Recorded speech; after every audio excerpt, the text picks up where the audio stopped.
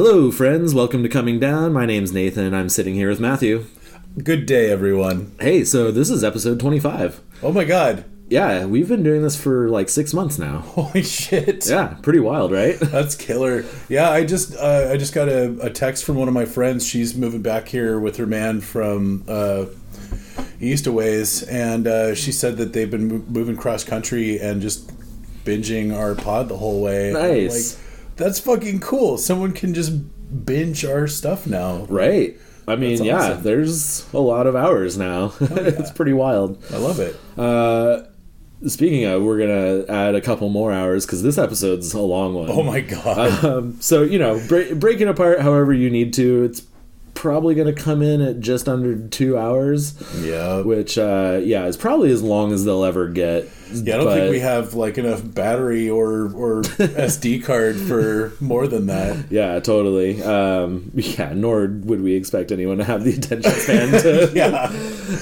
The crazy thing about this one too is that it's all about Pizza Pipeline because we all worked there, and our guest on here also worked there, and we still didn't tell all the stories. No, that's the fucked up thing is we took 2 hours to fucking bash this bullshit out and didn't even get half of the stories that we had to tell. No, so you can expect even more Pizza Pipeline stories if you didn't get your fill coming someday. Yeah, but we'll get there. Yeah. The tricky sticks tales must be told. Yeah, totally. So not to make this too much longer, but it's worth mentioning we actually hung out last night. Yeah, we did. Outside of just doing this podcast. the stars aligned and we all got to go see a concert and got to see that one guy at the Doug Fair. Oh, so good.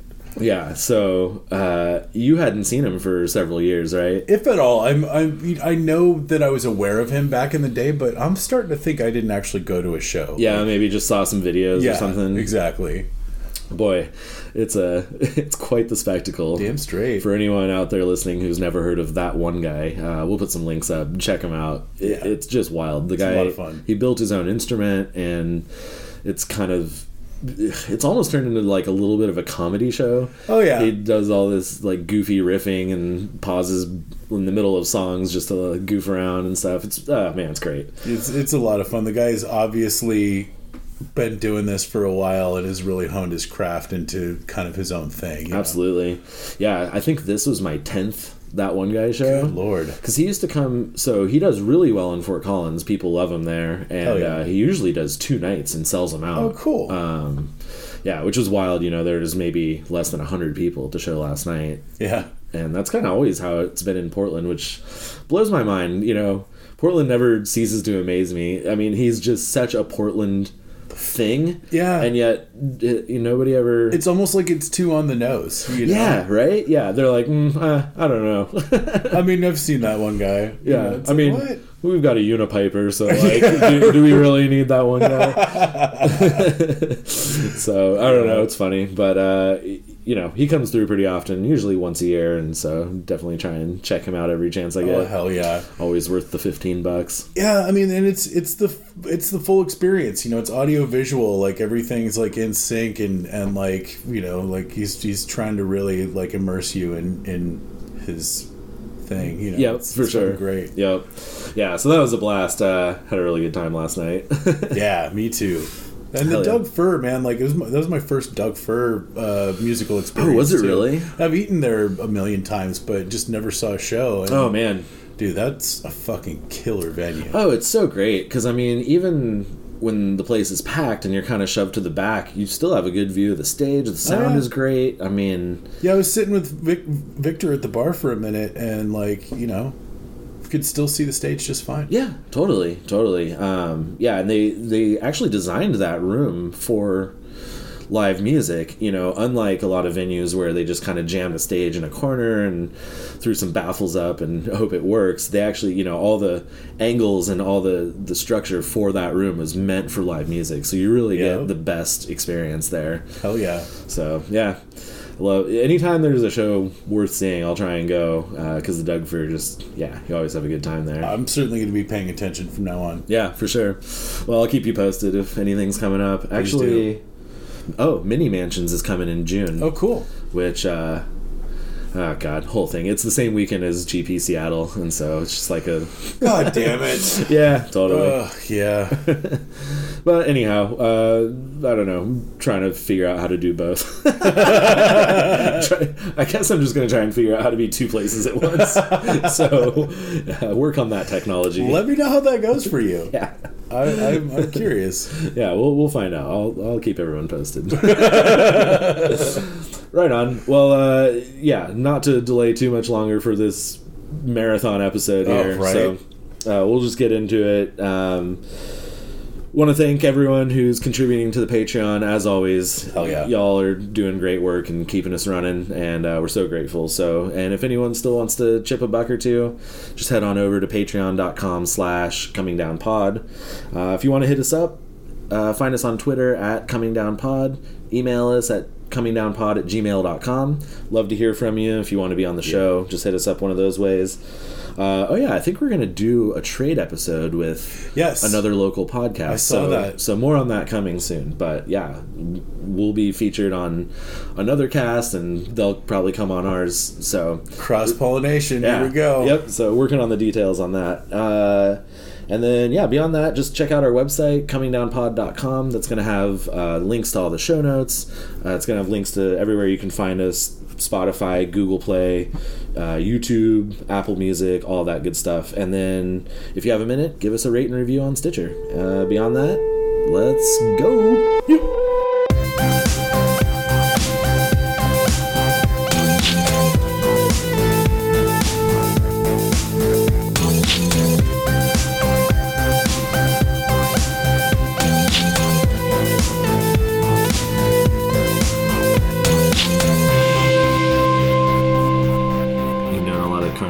Well, I've never actually personally had a relationship with a carny, but I feel like everyone's been on some rides at a carnival, and they remembered how that greasy, delightful man or woman I have had small hands and smelt vaguely of cabbage. It sounds like the beginning of like a limerick. Small hands, no chin, smells vaguely of cabbage. Yeah, just delightful, sparkling personality. Probably been drunk since they woke up, but I mean that's the life of a carny. Or since they went to bed. Or just in general. I'm not trying to judge. Mm-hmm. I do believe that's just part of the the career path that they've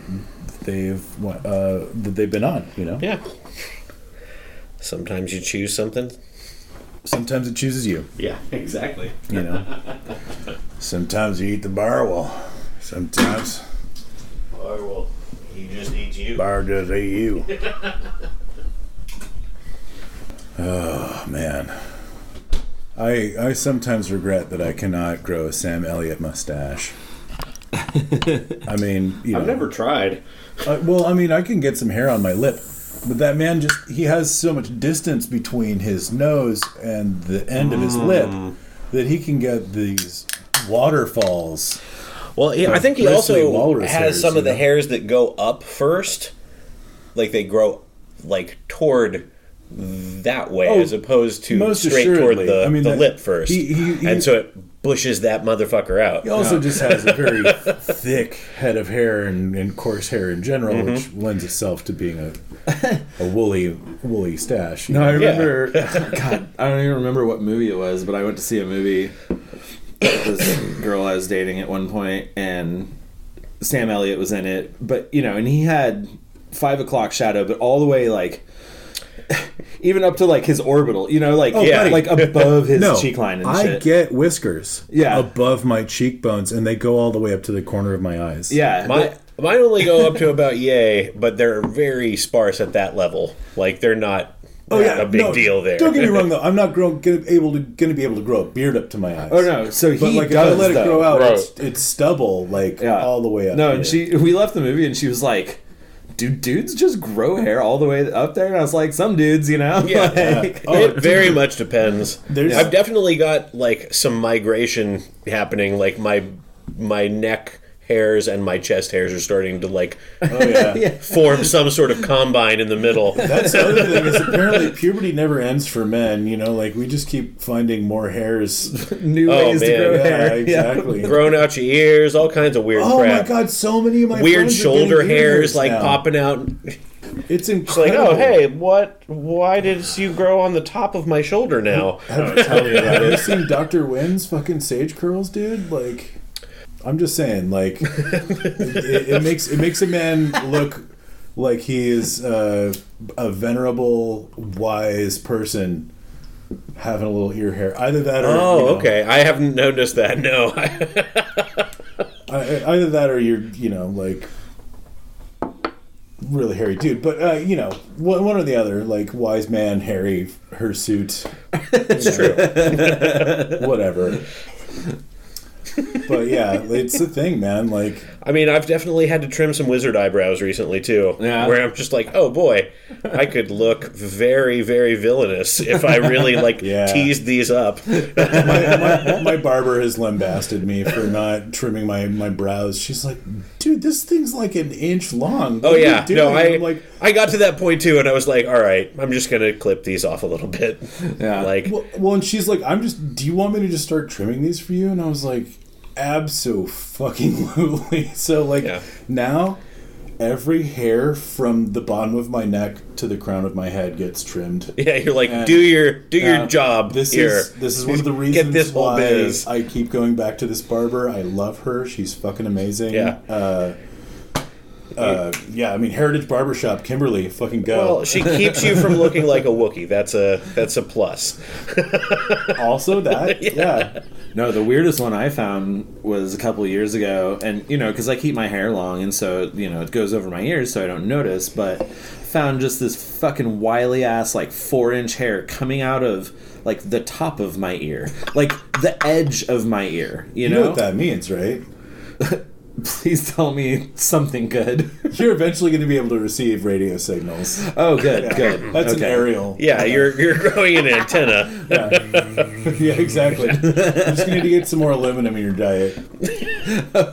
Oh, good. Yeah. Okay. It's not poisonous, I assure you. Yeah, make sure there's just a little bit of cadmium and you'll be perfect. Does that mean I'm going to end up Is that going to mean I'm going to end up like Silverman? Duder in Better Call Saul, where I'm just wearing space blankets everywhere. I'm sensitive to the electromagnetism. I mean, there's a lot of things. You'll eventually move to Tennessee in the shadow of that big radio telescope. It'll be perfect. Right? I could totally see that. All right, life goals. And live in a place with no electricity. Perfect. Muad'Dib, you have seen the path before you. Nice. All right, man. Can I grab another hit of that tequila, and then if everyone's ready, we can. Brosephine Baker, let's make this happen. I'm ready. Brosephine Baker, that's good. Thank you. She was a dancer. She's great. Cheers. I'm a little snort. Cheers. Yeah, what is that? This is Espolón. Oh. Actually, it's not Spanish, so it's Espolón. Yeah. But it's not the silver. It's Reposado, yeah. Oh, okay. Nice. Yeah, it was on sale, $10 off at the liquor store. I prefer Reposado to... Oh, me too. Vodka tequilas. I go back and forth on añejo. If an añejo is too much like whiskey, I'm kind of meh. But yeah, I like a mild añejo. Yeah, but mostly Reposado for me. For sure. Yeah, for sure. Although that Lunazul Blanco is real good. There's occasionally a Blanco that's smooth enough that I want to drink it. Yeah, certainly. There's no lack of quality tequila at any age level, but here's in general, the Blancos are a little harsh. Thankfully, Americans are afraid enough of tequila that the prices just haven't shot through the goddamn roof. Yeah. But there's some really good tequila available at good price points. Yes. Shit. And plus people are suckers. People just think Patron's Oh, and yeah. Oh man, and Don Julio and all the other things. Yeah, like get it. Yeah. Have it, all of it. We did a shot of Patron on New Year's because whatever. It was the best tequila. I mean, it was the best tequila they had, and it was like, fuck it, dude, let's do Patron. And you could do worse than Patron, but like never ever do Jose Cuervo. Well, no, absolutely not.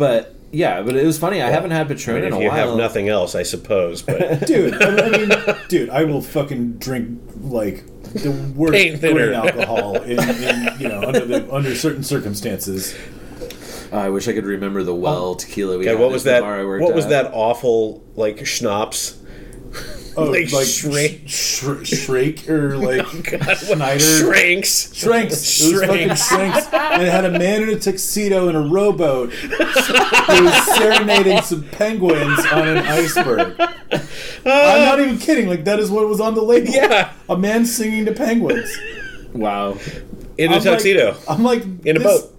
This clearly made sense to someone. Or I mean, this is what it tastes like. Frozen penguins singing. Or they were like, artist, submit your design. And he was like, man, fuck you guys. And they're like, tits, let's put it on the bottle. Yeah, the vodka we had at the club I worked at was called Wall Street. And it was gnarly. We got it wholesale for $7 a bottle. So, yeah. Jesus. Yeah, it was bad. It's not great. Man, so our fucking house wine that we sell is $2 a bottle. Whoa. Wholesale? So yeah, the same shit that we were selling at Shandong. Oh, of course. Man, yeah, wine is such a strange, markup racket. Oh, yeah. It's like, hey, we sold any part of a glass. Yeah, perfect. Bottles taken care of. Yeah, right?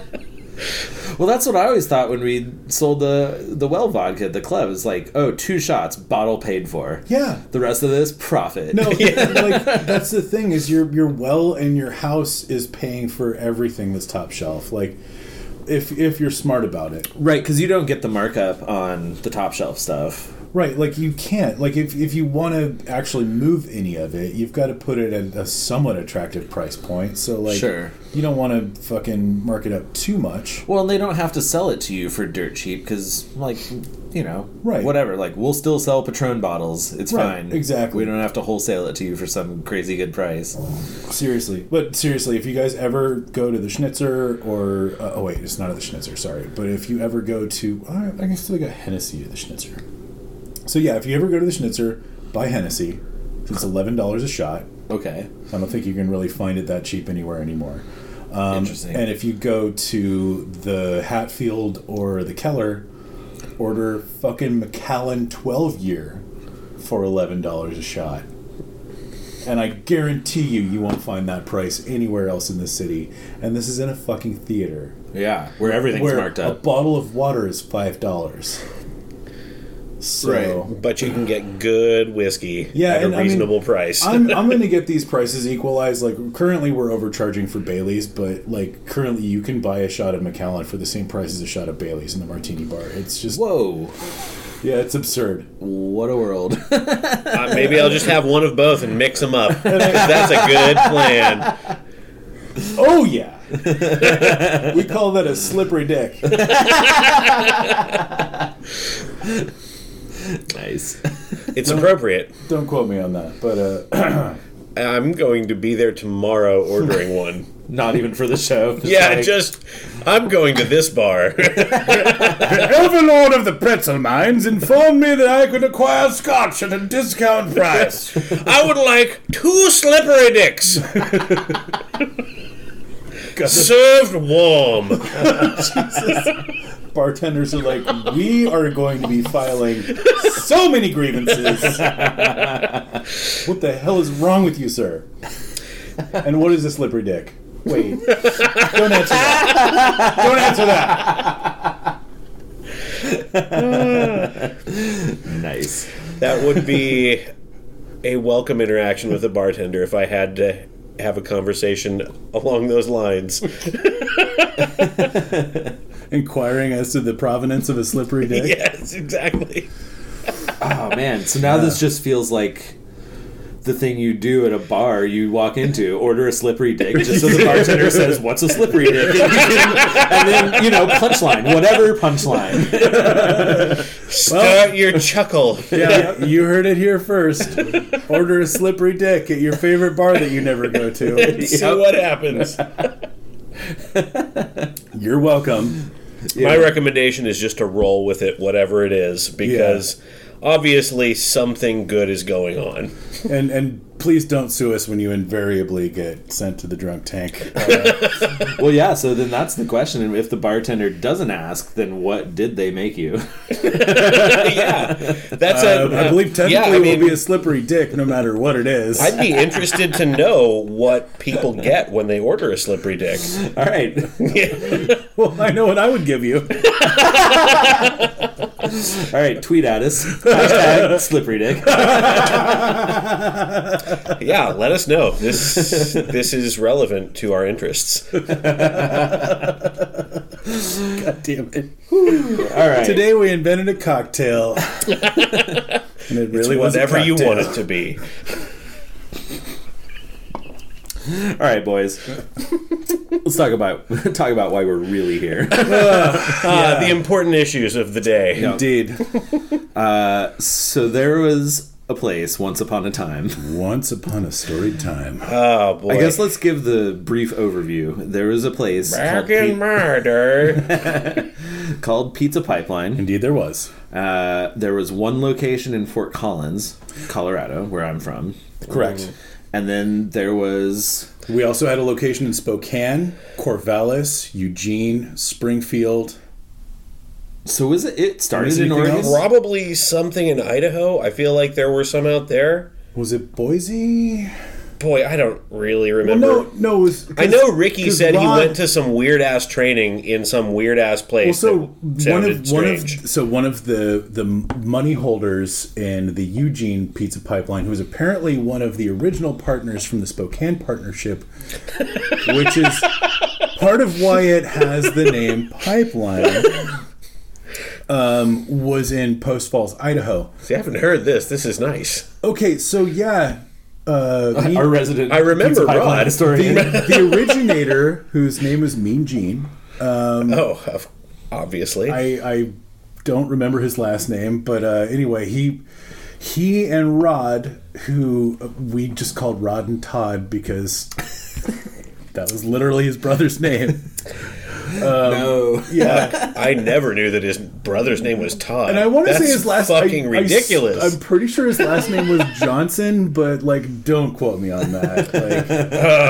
Rod Johnson. Rod Johnson. Rod and Todd Johnson. Anyway, oh man. But no, thanks for not outing my sons for polishing wood. Right. Bart. Right. Thank you. Anyway, so but according to local lore, Mean Gene, Rod and Todd, and potentially some other silent partners or just people that I didn't fucking know about, started Pizza Pipeline in Spokane mostly as a way to launder all of this fabulous coke money that they had coming in. Because they were kind of like the Eastern Washington fucking... Wow. So that is the pipeline? So they just kind of wore it on their sleeve? Dude, hiding in plain sight, right? Yeah. And I've seen some of the old logos and it's really just a fucking straw with a pizza underneath it. I'm not even kidding. Did you ever see the old pipeline van? It was really the one that Jared drove around and slept in sometimes. Yeah, I think, but the Pizza Pipeline font was disappearing into the straw that was snorting off the pizza. It was fucking amazing. Oh, fuck. This adds so much to this already, right? So, the fucked up thing is, it started as a drug front or a money laundering operation for some guys who had a lot of coke money at minimum. I mean, I'm not going to suggest that they were delivering drugs through this operation because I'm pretty sure they weren't that dumb. These guys were actually pretty fucking tough customers. No, that was independent contractors, as we'll get to in a minute. Oh, 100%. Duh, pizza deliverers. Anyway, let's not incriminate the nation's fine pizza deliverers, but certain individuals, certain enterprising individuals, have discovered they can deliver other things than pizza, but that was not necessarily part of these guys' MO. Like, they were just trying to... That wasn't in the money. business plan. Yeah. No. They were just trying to start a cash business that they could funnel a bunch of cash into. Right. But accidentally, through no fault of their own, they ended up making good pizza simply because they were like, well, let's not fuck around with, like, trying to order some pre-made bullshit. Like, let's just make dough and we'll fucking process some fucking produce and we'll get whatever kind of cheap-ass meat we can get. Right. Yeah. And we'll just make some bone-simple fucking pizza. We'll get our fucking sauce from whoever, but, like... Well, and real quick, let's talk about the pizza, because the clutch part of it was the dough they rolled in cornmeal. And, you know, half cornmeal, half flour in our place. Yeah, like a cornmeal mixture. But not every place does the cornmeal thing. I've seen it before. And it was like the medium grit cornmeal. It wasn't corn flour, right. But it wasn't coarse grit either. Right. And I feel like that's a mistake that most other places that do cornmeal make, is that they do the coarse grit, which just is fucking garbage. Now, this is interesting because you both remember the cornmeal part as like an integral part of the pizza. Well, I was a cook and you were a cook. Absolutely. I cooked like we all did, several thousand pizzas at that place over the course of my time. Well, and we've both made pizzas with no fucking cornmeal and just flour, and made plenty of good pizzas. Yeah. But as far as like the speed with which you were able to do everything... Oh God, throwing skins with cornmeal down was really easy, certainly. Exactly. Yep. And I feel like that kind of like viscosity reducing, like fucking, like... But then you ended up with that texture on the crust, and that was signature to the pipeline experience. Again, not that I've not seen cornmeal on crust before, but it was, to me, that was signature for the pipeline crust. Holy shit, boys. This was... All right, I mean, fair. Okay, but, like he's given us the Fort Collins angle, Okay, yeah, no, that's fair. Absolutely. And I feel like in Eugene, nobody gave a fuck about the quality of the fucking crust. No. Nobody gave a single fuck about anything other than the delivery price. It was and the amount that you got. Fuck, and it was so much better than Domino's. Like, oh my God, because it was actual food. Yep. It was real food being made by people. It definitely was better than most games. It wasn't just like taken out of a freezer and thawed and then thrown in an oven kind of business. Yeah, but exactly. It wasn't Totino's on a large scale, Yeah, that's sure. It wasn't. And it was better. And I'm not trying to desecrate Domino's or Totino's. Like, God bless them. Well, back then, they have Domino's been a huge staple of my life. Sure, but Domino's like Domino's was cardboard with ketchup at that era of it was time. Like, are you drunk enough to be dumb enough to order this pizza? Well, enjoy your heartburn. Yeah. No, and it competed with all the other major players. Like, it was better than Pizza Hut, obviously, and half the price. So, so that was the biggest. Pizza Slut did not have the game in those days to compete with Pipeline. So the biggest boon was the price, but it actually was okay pizza. Well, it was, and they had some novelty. It was the Venn diagram of like fucking cheap pizza, decent ingredients, and like a little bit of local flair. Yeah. But then also, the pizza side though, the tricky sticks. And the tricky sticks will come up over and over again in this, so I feel like we just get this out on the table right now. Christ. The strange things that people would say when they wanted those. Yep. Trixie sticks. Yep. And the strange people that would come in off the street at weird hours and just only order that and like... Well, yeah, so essentially you took a medium pizza, you fucking cut it into little strips, you twisted each little strip, you slathered it in butter, and then whatever flavor. And I think we had just like... Butter is a loose term here. Well, okay, we're talking about butter-flavored hydrogenated soybean oil. Yeah, yes. Buttery something. And so many weird things about that, too. The people that would order the strangest... pizza that would require you to like drizzle that over it. This is a story. We'll get to that in a second. And it's a worthy story, but like it's yours to tell.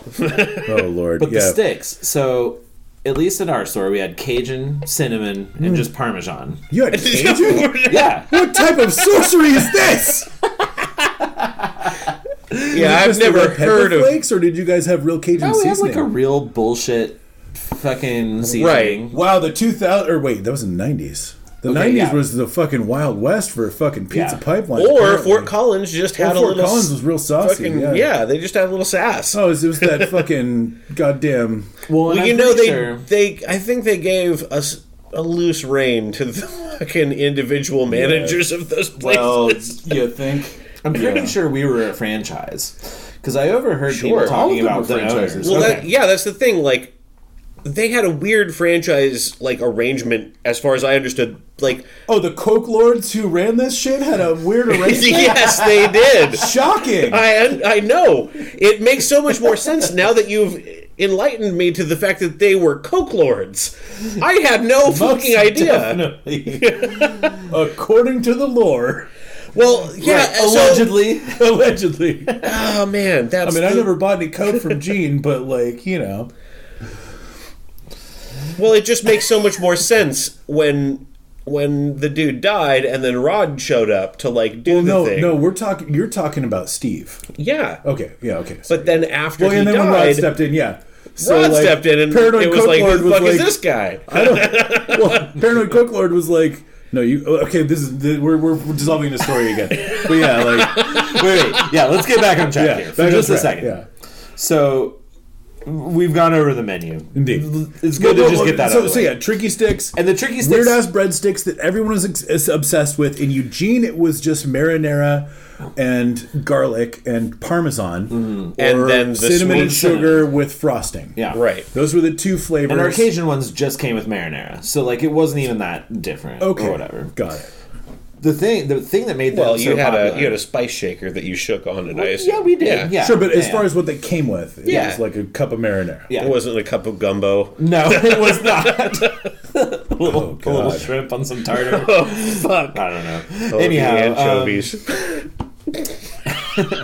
So the tricky sticks were kind of the clutch of the business, because when I worked there in 98, 99, they were $3 an order.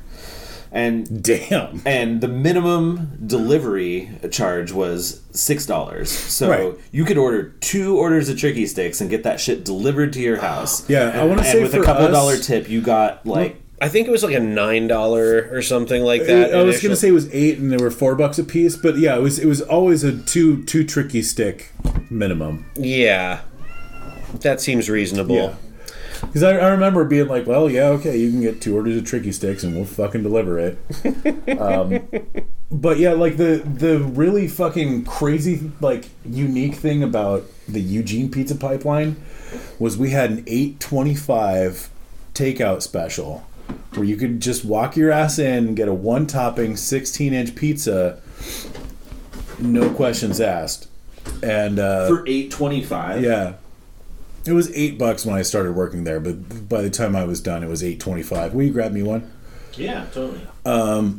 And so that got the neighborhood folks involved, right? Because initially it was just fucking... Ooh, yeah, grab me one of these. College shenanigans, fucking Ducks Village, frat, oh man, fucking nonsense. You saying Ducks Village is not descriptive to anyone but me and you. Wow, yeah. So this is one of my problems with telling stories. Is I will drop shit that has no meaning. But yeah.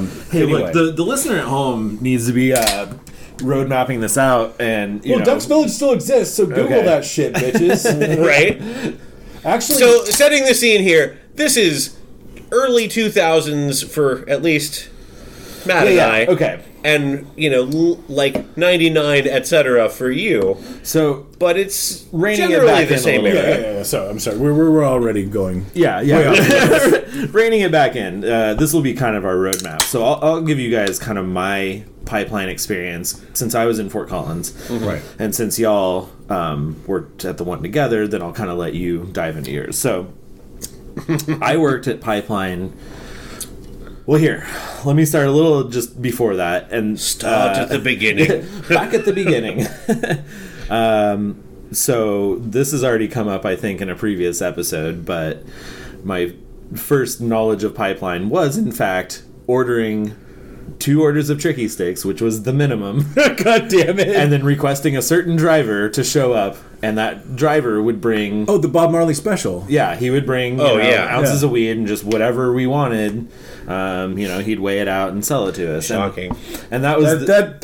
We have no experience with that whatsoever. What do you mean? And so that was the thing. Like, and so if people came over and they're like, hey, can you find a bag? It's like, yeah, well, you got to order us 2 orders of tricky sticks. Oh, shit. And then we'd get fed. We'd hook them weed. Everyone was happy. So fast forward to I move out of this basement apartment, and that summer following that, I didn't have anywhere to live, but this girl that I knew, she said that I could live in her garage.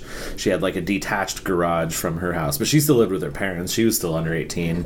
I was just 18. And but she had worked it out with her parents. She was like, yeah, you can crash in that garage. There's a couch. You don't have access to the house, so figure it out, but it's a place to sleep. You need to shit in a bucket, but... Yep, totally. And so then I went and got a job at Pizza Pipeline, and I was living there all summer.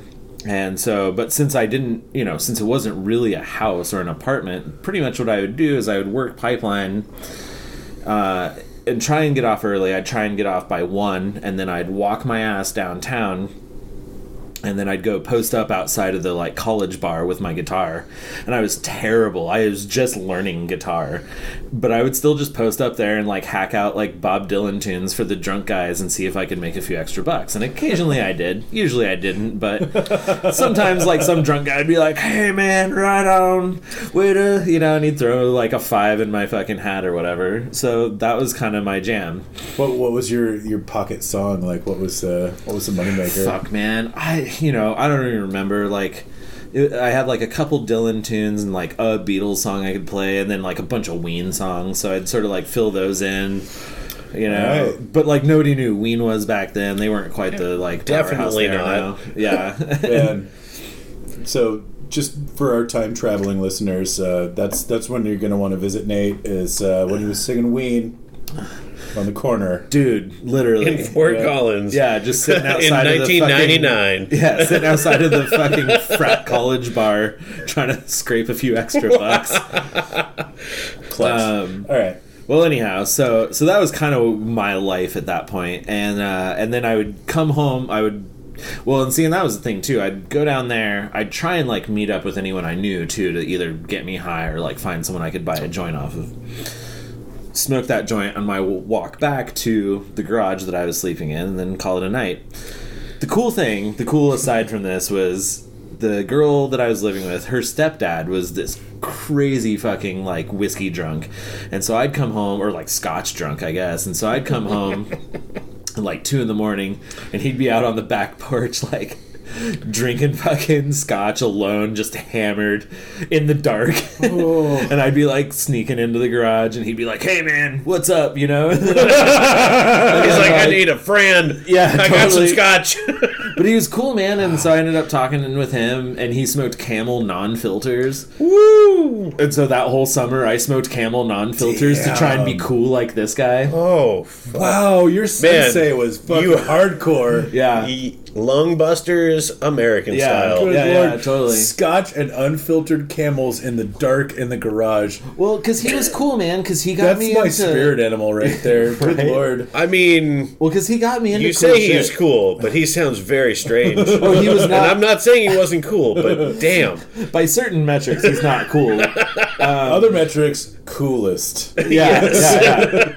For me, it was cool because he got me into some really cool music. Like, he was really into Morphine, the band. He was really into Tom Waits. Yeah. I mean, this was all my first introduction to that sort of, that weird, Look, grizzled heroin music. I definitely would take him up on the offer if I was in that same position at that time in my life. Like, you're like, I am pretty fucking young, and you're a weird dude, and I'm gonna just like have this experience. Well, that was the thing. Scotch in the dark. You should listen to Tom Waits or Morphine. Well, that was the thing. Yeah. So I'd get home, he'd be fucking drunk on scotch. He'd be like, "Hey, what's up?" And I'd go talk to him. We'd smoke Camel non-filters and talk about music for a couple hours. Hey, right on. Yeah, and I was like, I'm gonna steal every bit of wisdom I can from you, even if it's weird drunken. You are one of the most musically literate people I've ever met. Well, because I seek that shit out. I spend a lot of time seeking it out. You've got like entire walls that are just made of records at this point. Indeed. Indeed. And music blog is in the works. It's happening soon. Dude. Yeah. When you launch your I think you'll blog, be pretty okay at it. Yeah, I might be all right. Just a little bit. I will fucking follow it. I'm telling you. All right. So anyway, that was my life then, and that's how working at Pizza Pipeline went. For the most part, I ended up moving into an apartment. I ended up quitting Pizza Pipeline because I wanted to go play music one day, and that's how that ended. But I have a couple funny anecdotes about working there, and then I'll turn it loose on you guys. Mm-hmm. And that is, the first thing that happened was about a week into working there, I ended up working with the guy who used to deliver weed to our house, but only for like a week, and it was funny. And so I ran into him, and I was like, "Hey, man, what's up?" And he's like, "Oh yeah, I haven't heard from you guys in a bit." And it's like, "Yeah, we had to shut the house down, like it's over and everything." Was it sane? Yeah, it was sane. Yeah, and there's a previous episode about that. But the shitwater made sure of that. Yeah, the shitwater really did.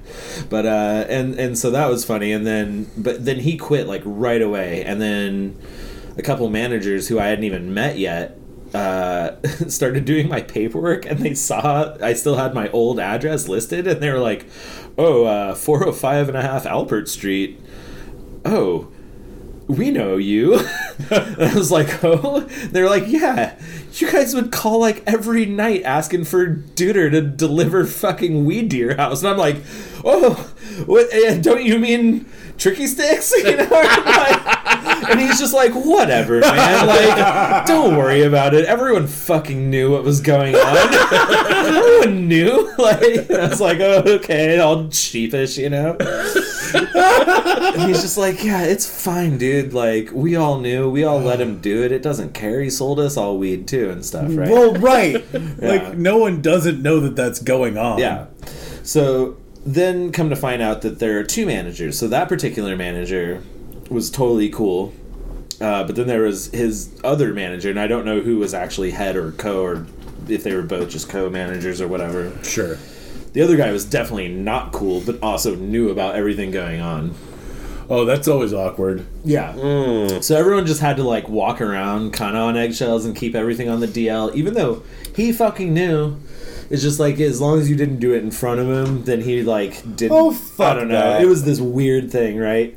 And so I'd be working. Plausible deniability. That's so weak, though. Yeah. Like, God damn it. So I'd be working, or I'd come in, and the cool manager would, he'd come out, and he'd be like, "Nate, my office, now," and act all pissed off.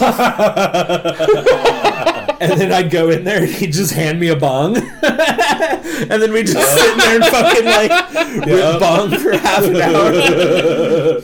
Yeah, and then I'd walk out, and he'd like slam the door. Yeah, just so everyone did still think I was in trouble. Walk out looking chastised, like, Except, "Oh like, man, I forgot me, and I'm just high off my ass." So then I just go back to work. So anyway, that was kind of a funny game we played, or sometimes. Well, Matt just looked at me seriously because that's some shit that I used to pull too. Yeah, you would drop like bourbon into a glass and be like, "Here you go." Yeah, I'm like, "I need to talk to you right now." And like, "Oh, okay." Get them back there. I'm like, "You need to drink this." We smoked the weed in the walk-in. We didn't do it in the office. Yeah. Well, I only did it in the office with the manager. So to all of you pizza employees out there, if you want to smoke weed in the walk-in, what you need to do is get a big bucket of onions, and you need to take the lid off of that shit, and just smoke your weed. Then you leave that uncovered onions in there for like, what, half an hour? No, 15 minutes? Maybe a half hour. Those walk-ins have fans and stuff Exactly, too, so. but Yeah, and then they've you just got go some back good in there, evacuation, but you put the lid back on the onions just cover everything. Here's the deal, Just open though. the onions. That's all you need to do. If you do it without the onions, that smell actually lingers because it just gets recycled. That's true. Those walk-ins aren't pulling in outside air; they're just blowing it back and forth. So you need that aromatic to fucking cover it up. All right. All right. Yeah, it works great. A bucket of onions that have been diced previously, will make a stink. Seriously, a 4-quart bucket of onions, no smells getting past that. Yeah, that would make sense, actually. And we had several in the walk-in at any given moment in time. So, hell yeah.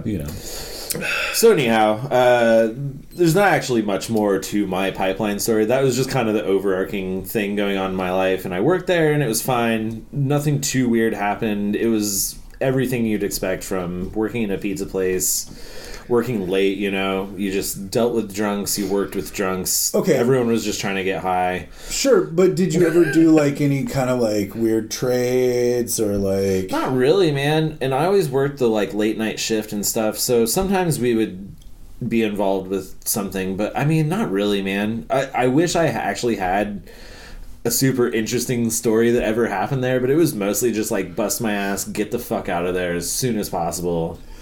Well, and like go try and like live my life. But where was that pipeline located? Was it in downtown Fort It was Collins? right on college campus, so we were busy as fuck, dude. Man, how did you not trade for drugs or like fucking every other thing? Dude, again, like it depended, man, and I'm sure the drivers did, and I'm sure other people did, and because occasionally a driver would like slip me a bowl or a joint like, and stuff. Walk-in business or a little bit, but not really, man. Really? You guys didn't sell slices? No. Oh.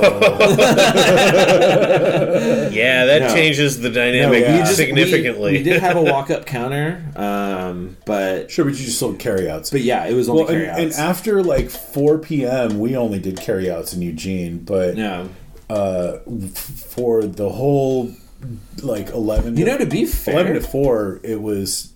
We had the 250 slice. There's a perfectly reasonable chance we did sell slices. I never worked those shifts. I was never awake during those hours. I never. Oh, you never there. worked a day shift? Never. Really? Oh. During that time in my life, I was never up before 4.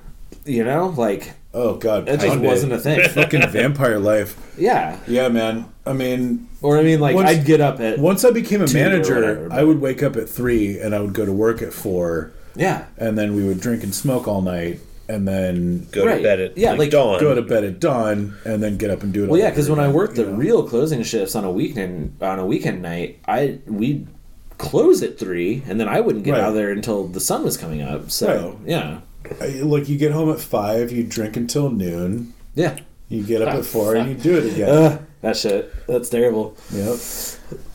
But anyhow, it was a really fun time in my life. It was the time where because I had moved out of my house preemptively when I was 16, lived in that fucking crazy drug party house, and then this was the first time I was really on my own. It was like, nope, you're like living in this girl's garage due to some hospitality of this family, and you are scraping, man, and you've got to figure it out yourself, man. Like, you don't have anyone around to like help you out. So it was just work pipeline. And again, that's why I was like going downtown, like playing guitar, even though it's terrible at it. It's like, let's at least try, man. Like, let's make every dollar wherever I can make it, you know? Right. And, and so it was a really formative summer. And then, meeting fucking the guy who taught me about music and just spending time downtown with a bunch of weirdos and stuff. Oh, yeah. It was good. It was a good time in my life. So it was just a summer that you worked at Pipeline? Yeah, because pretty much right after that, I got an apartment and then promptly quit because, now that you're stable, you should quit your job. So it wasn't PP life like we lived. Fuck, no, man. No, I spent more time ordering Pizza Pipeline than I worked there. That's for damn sure. But I worked there for a couple years in college. And it was weird the whole time, but it suited me because it was easily flexible with like what I needed, which was basically just like I worked Fridays and Saturday nights, which was the craziest night of all in a goddamn college town. So I was just like, okay, duck game night. I am going to just jam it out and like. And did you guys deliver until 3 or 2 or 3? Yes, 3 in the morning. Right. 3 in the morning was the last time we would take an order. Exactly, which was crazy. We kept delivering. After 3. Oh yeah, like until like 4 it plus, was like you could get home from the bar and still order pizza if you didn't stagger home and miss the 3 a.m. cutoff. The 3 a.m. threshold, dude. As long as they were calling bar 15 minutes early, like good bartenders, like, Yeah. And people did, and it was weird. I worked at both of the pipelines in the Eugene area, which, as far as college towns go, is pretty fucking weird even for those things because of its history and like large resident hippie population. Wait, what do you mean weird? Eugene is a strange place. Well, sure. And was a lot stranger back then than it is now. Sure. Exactly. Like, it has gotten more corporatized and like, I've talked things, about the Eugene Bend acid pipeline. Like, that's where Jerry Garcia's devotees washed up in 93 in very large quantities. Right. Yeah. And they were still slowly draining away in the early aughts when we were doing our service. And, there have been active communes in that area since, like, the early 70s. And just, like, there are entrenched hippies in Eugene. Like, there is nowhere else in the country, as far as I can tell. Campbell House, dude? Like, Jesus. And, like, the outskirts, like, oh, God, Lowell. Well, and all of like, that stuff is what other put Eugene on the strange map little... for me. Yeah. I mean, I have always wanted to move to Oregon. Even when I was... like 20 years old, I was like, I really should just go to Oregon. Eugene is the reason that we're smoking weed out of glass pipes, like Snodgrass. Snodgrass in Eugene is the progenitor of blown glass pipes. Yeah, interesting. In terms of like weed smoking apparatus, like all blown glass. Yeah, of course. Well, right. But as far as like borosilicate pipes, specifically borosilicate like the glass pipes. And he was operating in Eugene the last time I lived there in like 2004 or something like that. He has a school, yeah. Yeah. And it has buses on it. Yeah. Oh, shit. All right. Bus came by and I got on. Okay, so yeah. Yeah, I'm going to throw it to you guys. Cool. So I think it's got to be you. Yeah, I was going to say, like, let me fucking throw some shit down, and then I'll pass the ball to you. Well, this is going in general chronological order because, like, Nate was working there in '99. I don't think either of us were. So I definitely wasn't. I've already mentioned that I was working at Venture Data in Eugene. It's the stoniest call center of all time, and I was getting near the end of my rope, and I was actually going to quit the day that I got hired at Pizza Pipeline, but they made me a supervisor when I was walking into the office to quit. So I didn't quit exactly then, but like there was one day where I was working at Venture Data, and I quite often went to Pizza Pipeline because of the fucking $2.50 3 slices and a soda special. It was so incredibly cheap, and I guess it was just to like keep revenue flowing through the thing while there were prep people in the place, because like there's no way they were making enough money during those day shifts to like anything other than we have to have prep people here, so may as well sell some shit. They basically broke even on those fucking slices, and they lost a little bit of money if they had to fucking throw some pizza away. You know what I'm saying? Sure. Like, which basically almost never happened. Like, it was maybe $1 or $2 on you'd throw half a pie away, and by that it meant that someone who worked there would eat it. I tell you what, for the most part, they were actually making money despite the fact that it was fucking bargain basement prices. Oh yeah, I mean, you were there. Like fucking people were coming in fucking left and right. Oh, there would be like a line of like 40 people out the door. Yeah. So Nate, this was the deal at lunchtime in Eugene at the time that we were working in Pizza Pipeline. I worked at a different one before I worked at the one that he worked at, which was a different part of this, and we'll get to that. But lunchtime in Eugene was $2.50, and the special was like three slices and a soda, and with you have like three or four different types of slices, like in the racks. For how much? For $2.50. What? That's crazy. Yeah. Like I was trying to remember this. And there was a line like way the fuck out the door every lunchtime because people worked right near there in downtown Eugene, and like college kids would come in, and hobos would come in, and like street urchins would come in, like spangers and all the weird, like Eugene had like 15 different types of hobos at this time. This is all very categorical. Yeah, like we could describe them, and they're all strange because it's Eugene, and Eugene is like, if you've never been there, it's the only city I've ever lived in where it was cool to be homeless. The high school kids in the summertime would just hang out downtown and not go home and like spange for drugs. And like try to get free shit. No, and, that's not unique, man. We used to do that shit too, man. It was cool to like not go home. Okay, so I guess it's a college town thing because it happened in Ashland too. It's a rich white kid thing, dude. Okay, I seriously think that's what it is. Well, nobody in Bend ever did that shit. I mean, rich in quotes. I mean, it's just a privileged white board thing. It's a word board thing. Well, and it has to have a specific town like style where there is a place where people walk around during the daytime, and you can spange. Like some towns just aren't like that. Like there wouldn't be a place where people would be throwing change or doing anything on an afternoon. Yeah, like in my hometown, we had the Old Town Square, and we could just roll down there at any hour of the day. And just hang out and start kicking hack or whatever. And then so we'll Fort run Collins into someone. is like the Eugene of the Rockies, basically. It really is. We've been over this. Yeah. Absolutely. Yeah, it really is. And you could just hang out and someone would come along. That's why there's a pipeline there.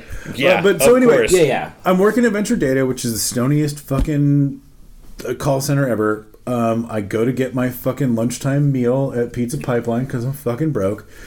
And a gentleman that I know whose name is B is working. And B hired me. Damn right he did. And I'm buying my pizza and he's like, "How you doing?" I'm like, "Ugh, this fucking job." And he's like, "Really? Dude, do you want to work here?" And I'm like, "Really?" And he's like, "I mean, I don't know. It sucks, but I mean, it sounds like what you're doing is pretty shitty." And I'm like, "You're damn right. I mean, I'll give this a fucking shot." And he's like, "Cool, man. Why don't you come back on this day at this time?" And I'm like, "Dude, sweet." And so, like I was telling him while you were fucking taking a piss, I fucking went. Sorry, listener, we're gonna double up a little bit. Yep. I went back to the fucking office and was gonna quit, and she was like, "Oh, hey, I was looking for you. Just want to let you know I was gonna promote you to supervisor." And I'm like, "Oh, cool." So I got a job and got promoted the same day. And anyway, wait, so you took the pipeline job, absolutely, and then got promoted, exactly, and then just worked 2 jobs? Yep. Well, I mean, he told me it was only going to be part-time anyway, and I was like, "That's fine. I don't give a fuck. I just want to get the fuck out of this job." And then she was like, "You can be a supervisor." And I was like, "Do I not have to be on the phones anymore?" And she's like, "Of course not. And, I mean, unless we really need to get some surveys done, And I'm like, "You're going to have to tell a Venture Data one." Oh, no, it's on the list. Absolutely. Good, because that place is fucking There's too many stories. There's too many stories. Yeah, we can't. It might have to be bleeped out. Do they even exist anymore? They absolutely do, I'm sure.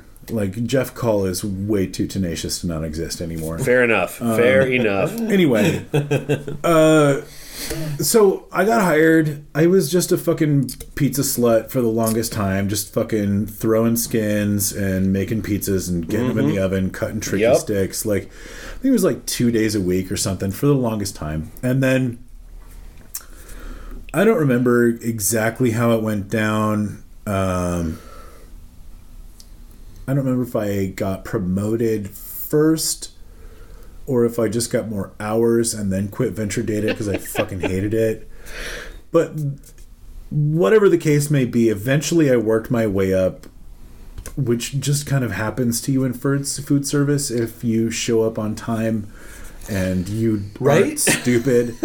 Like, they fucking bump you up, Yeah, just don't be the worst. Yeah, like, do a job. And they will promote you. It's the other people who aren't doing a job that just stay at the same level. Well, because you get... We were talking about the Peter Principle earlier. Like, you just keep getting bumped up if you do the job right, Yeah. And it's like... Well, yeah, because food service, man, you just get such fucking Morlocks in there, dude. Oh, fucking troglodytes. Yeah. God damn it. Just people... Evan. Man, the simplest of tasks. Yeah. So like, this is actually a great segue. Any number of Evans. Because like I was gonna segue straight into my management stories, but like, this is a great fucking segue. So like, while I was still in the trenches, we hired a man whose name is Evan, and so apparently when he was in Indiana, he was the manager for a major ice business. Like, they did like huge blocks of ice, like custom cutting and stuff, and like, he was their warehouse manager. Okay. And apparently a lot of really bad fucking roadhouse meth later this man wasn't capable of making round pizzas. Like, a football was kind of his best. Yeah, it was like, but usually like amoebas or like like amorphous blobs. Like maybe wouldn't even get in the box because it was like too weird shaped. This saucy pizza jellyfish is going to make someone very angry later. Well done, you idiot. And so one night, while I'm still like just a fucking douche in the trenches, like I would end up on the phone a lot, and that's where I developed my movie phone voice. Yeah. Our listeners still don't know. We'll bust it out eventually. And we'll do it on this episode. But thank you for calling Pizza Pipeline.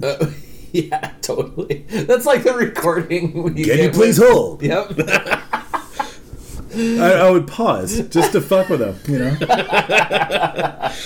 Let me get back on the phone. Thank you for holding. How can I help you?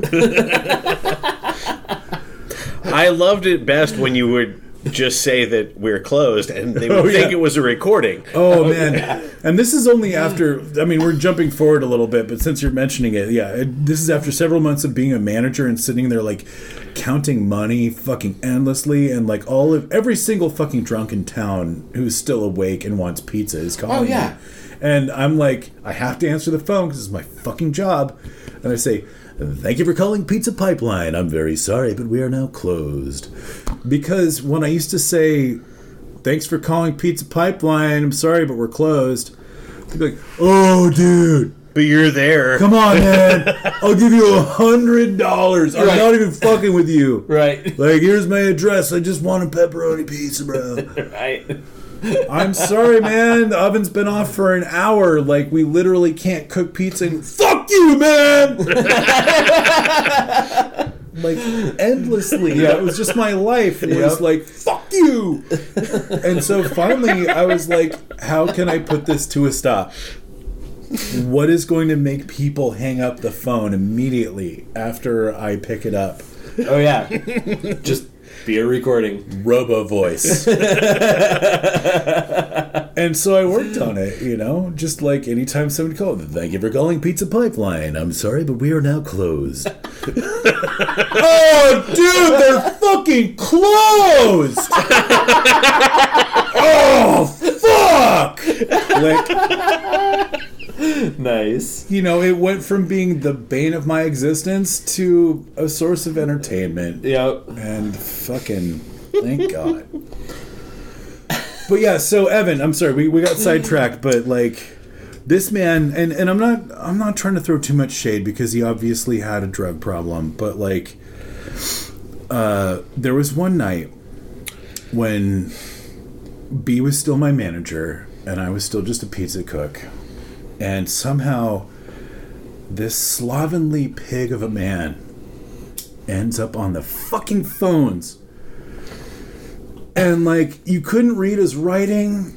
And, like, he couldn't pay attention to what people were saying. Like, half the time he'd be like, dude, can you just fucking, like, take this order? Because I don't know what they're... I'm just like, why are you on the phones? God, why are you even here? Ah! It was like he was Walter. It's always a travesty. Like, exactly. It was just like... He couldn't admit that he would done anything wrong, and like you'd see these tickets that were just completely fucked. Like you couldn't. It copies, and he's just scribbling shit. You know? You're like, wow, cool. Thanks for that. Right. Like this is totally readable, and I can absolutely work off this. Yeah. Yeah. Just a fucking top-notch employee, and so. You know, he gets this call one night, and he disengages, like, he doesn't even put him on hold. He's just got his fucking meaty fist over the fucking receiver. And he's like, hey, man, hey, come here. And I'm like, Jesus, there's tricky sticks falling out of the oven right now. What do you need? And he's like, the conveyor ovens that would just kind of pile up and shit. They don't stop. Nope. I still have bad dreams. I still have nightmares about the pizza oven with pizzas falling out of it, and it was 2 stacked up on top, so it's just like 2 belts with sticks, and I'm just drowning. And then your teeth start falling out. Yeah, exactly. And I'm just like, man, I must be stressed out. I'm having a fucking pizza oven dream again. Fucking Christ, it's been 2 decades. Or a decade. I don't know. I mean, almost. Christ. That's about right. Decade and a half. Anyway, so... The aughts. Oh, Christ. I'm sorry. I just had a PTSD moment. Evan pulls me off the oven. He says, I need your help. Yeah. And I'm like, what? And he's like, what is pork? You son of a bitch. and like, I'm waiting for the punchline, you know. What is pork? I don't know, Evan. What is pork? I mean, who the fuck doesn't know what pork is? Like, that's like not knowing... No. Even more so, who the fuck from Indiana doesn't know... Thank you! I to all of our listeners who may or may not be from Indiana, like... Do you know what pork is? You're welcome. Anyway, I'm just saying, like, there was no doubt in my mind that he had a punchline that was going to follow this. So I'm like, cool. Just hanging out, like, Evan? Waiting. Like, yep.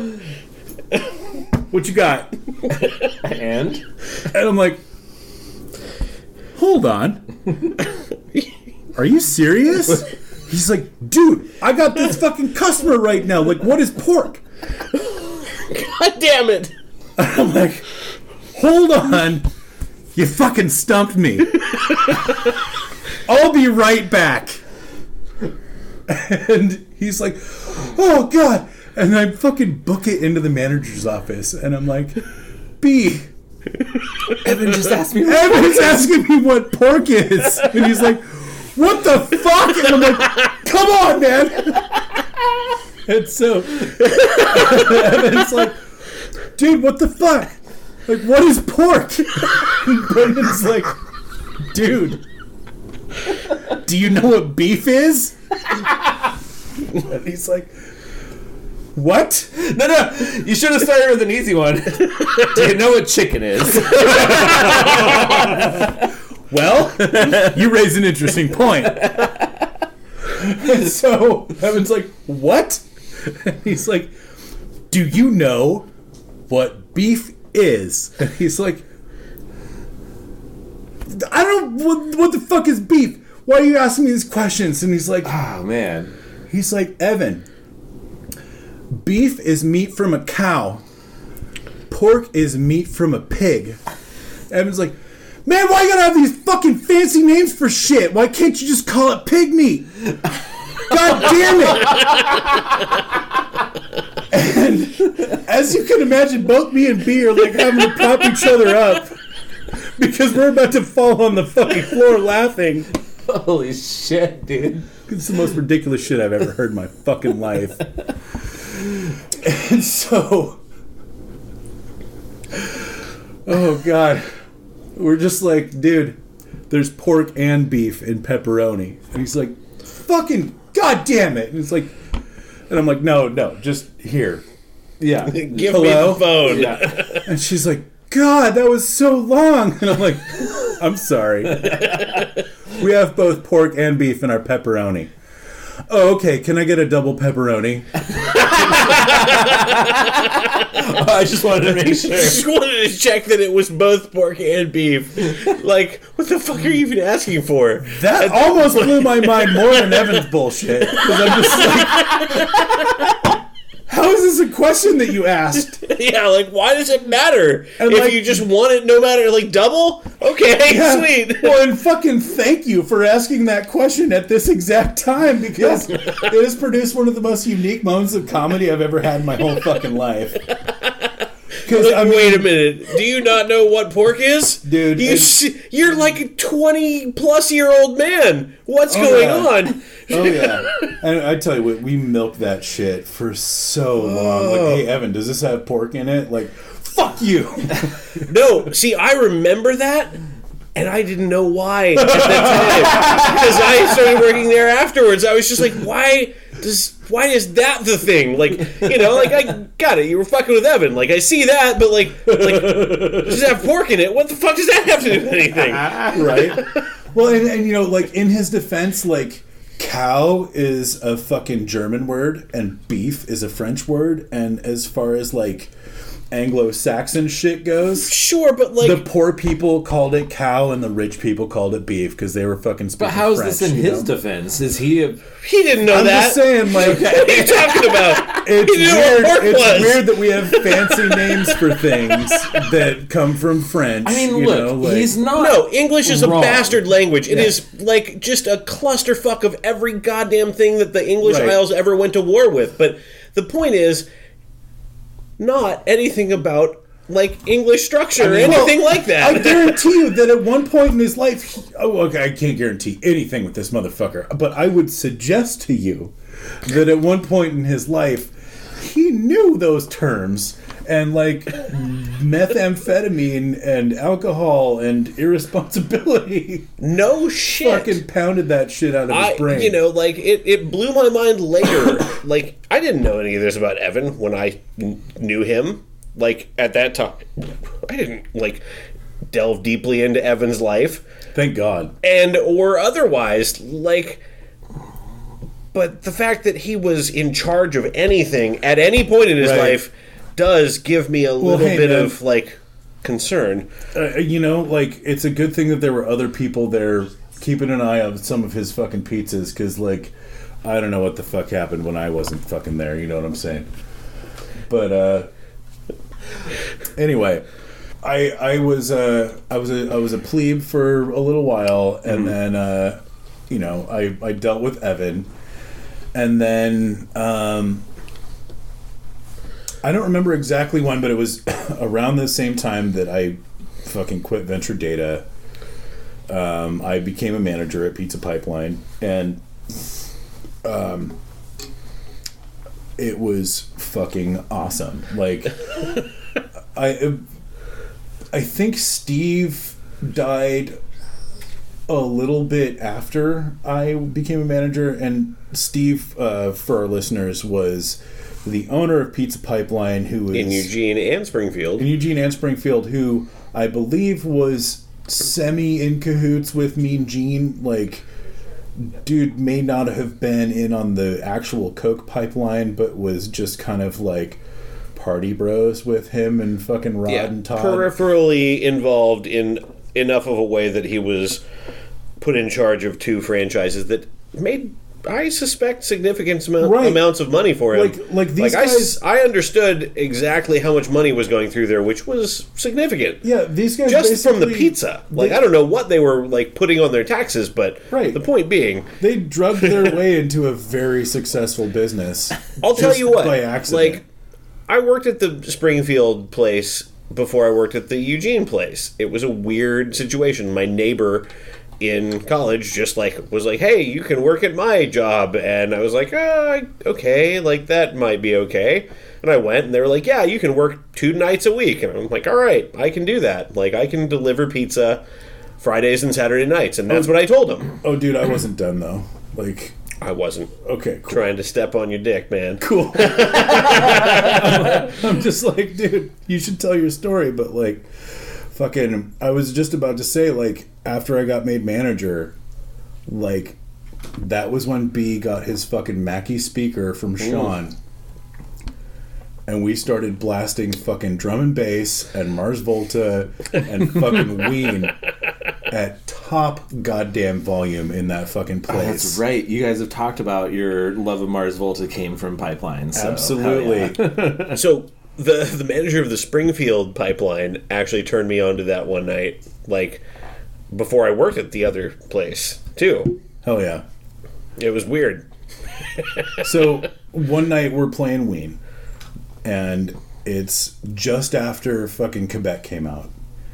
And we really liked the Fucked jam. Yeah, dude. Oh, that guy. And so, it's, if I may, the music kind of sounds like, the lyrics kind of sound... Right. Well, it's this weird garbly thing with this low bass thing. Tons of distortion. And if you really listen to it, you can kind of hear what he's saying. But, we liked to sing along by doing what I just did.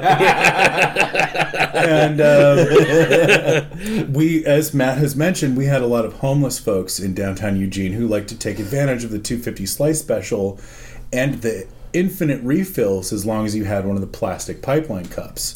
Yeah. Now, we had to make a rule that cup had to be clean. Yeah. Because of health code. Cups that people had picked out of a fucking garbage can that were covered in fucking shit. Yeah. And I can't set that on my fucking... I can't even touch that. Yeah. Right. I'm not going to... I'm going to have to wash my hands 8 times, you know? And so, anyway, this guy who, we've had to fucking lambast 1,000 times about having a dirty cup, because he's a fucking weird-ass, schizo hobo, comes in, and the only words I've ever heard this man utter before in my life were root beer, because that's what he always wanted. Just needed that. And he comes in, and we're listening to the Fuck Jam, and we're all going... and he's just looking around, and it's, loud. It's on a Mackie speaker, and he's just looking around, and he's holding his cup up, and nobody's actually available to help him right then. Everyone's just kind of working, but we're all singing the same fucking song. And he's just in a perfectly normal voice, I've only ever heard him speak in a really gruff, fucking weird voice. He says, "Oh man, I don't think I can handle this." Turns around and leaves. I've seen this man running backwards down an alley wearing nothing but a fucking pair of shorts and a basket on his head, laughing maniacally while the fucking downtown community officers are chasing him. But that moment right there, that guy can't handle it. Couldn't handle the fucking Fuck Jam. I don't blame him. That's a hard song, right? So, I feel like the best little bon mot to leave this with, because there's a lot of fucking shit. There's a lot of weird things, right? But the best thing that came out of my managership, apart from just camaraderie and getting everyone drunk and smoking weed in the walk-in, just liberally. Because after Steve died, it basically became the pizza pirate ship. And man! Once Brendan stepped down, and I say that in the most generous of terms. Indeed. I ostensibly became part of the local top level management team, and at that point, we pretty much always had a bottle of Evan Williams in the walk-in. And we're talking Evan Williams single barrel, the fancy shit. And we were just constantly smoking weed in there with a jar of onions unlidded. And when we cared to, right? And if you're just smoking a bowl, you probably didn't care. A single bowl, who cares? But if you're gonna smoke a blunt in there, you better have some onions. That's all. If someone had brought their bong and was just going to town, and that happened, you want to keep it chilly in there, it was a nice chili bong. Yeah. But the best, I honestly believe the best hookup, and we had a lot of hookups. We had a liquor store around the corner, and they saved all the little liquor bottles, and they would. Because they were allowed to just keep them because they're not part of the actual sale. It's considered a promotional item. Oh yeah, sure. So they would just pull all the Airline bottles off of the half gallons that are meant to be giveaways, and they would trade those for pizza at about a $3 per bottle rate, which is cheaper than what you can buy Airline bottles for regularly, right? Yeah. So it was still a hookup. for both of us. Well, especially since you were just trading for pizza you didn't pay for. That I didn't pay for, exactly. And they didn't know that. But anyway. Doesn't matter. So, yeah, we had free liquor. There was a guy who was trading me bubblers and, like, little chillums and, like, pipes and stuff. Just because he wanted a hookup because he was a glass blower and he was learning and, like, there were almost always people to trade for weed. Also, Shad. Oh my God, one of the best glass blowers I've ever met in my entire life. In fact, that guy. Probably the best outside of Snodgrass that I've ever seen. And, Snodgrass isn't actually that intricately talented because he doesn't... Shad's the best I've ever seen. Like, let's just put that out Shad there. And his compatriots are up there in terms of, like, holy shit, you're doing, like, grinding and, like, faceting, like, making weird gemstones, but with, like, stuff behind it. Oh, like, yeah. Opals disgusting. Fucking diffraction. Anyway, check out Shad Glass on Instagram. But, yeah, that dude traded me some fucking sick glass for some pie. Nice. But... very best hookup that I had was John Henry's burlesque night. Every Sunday night, we would make a Colossus, which is a 36-inch pizza. Do you remember those? Oh, shit. I played at John Henry's once. No. I think I played at John Henry's Of course once. you did. It was if you went to Eugene, that was the place. That was the place where you would play as a fucking... they had a burlesque night every Sunday, I think.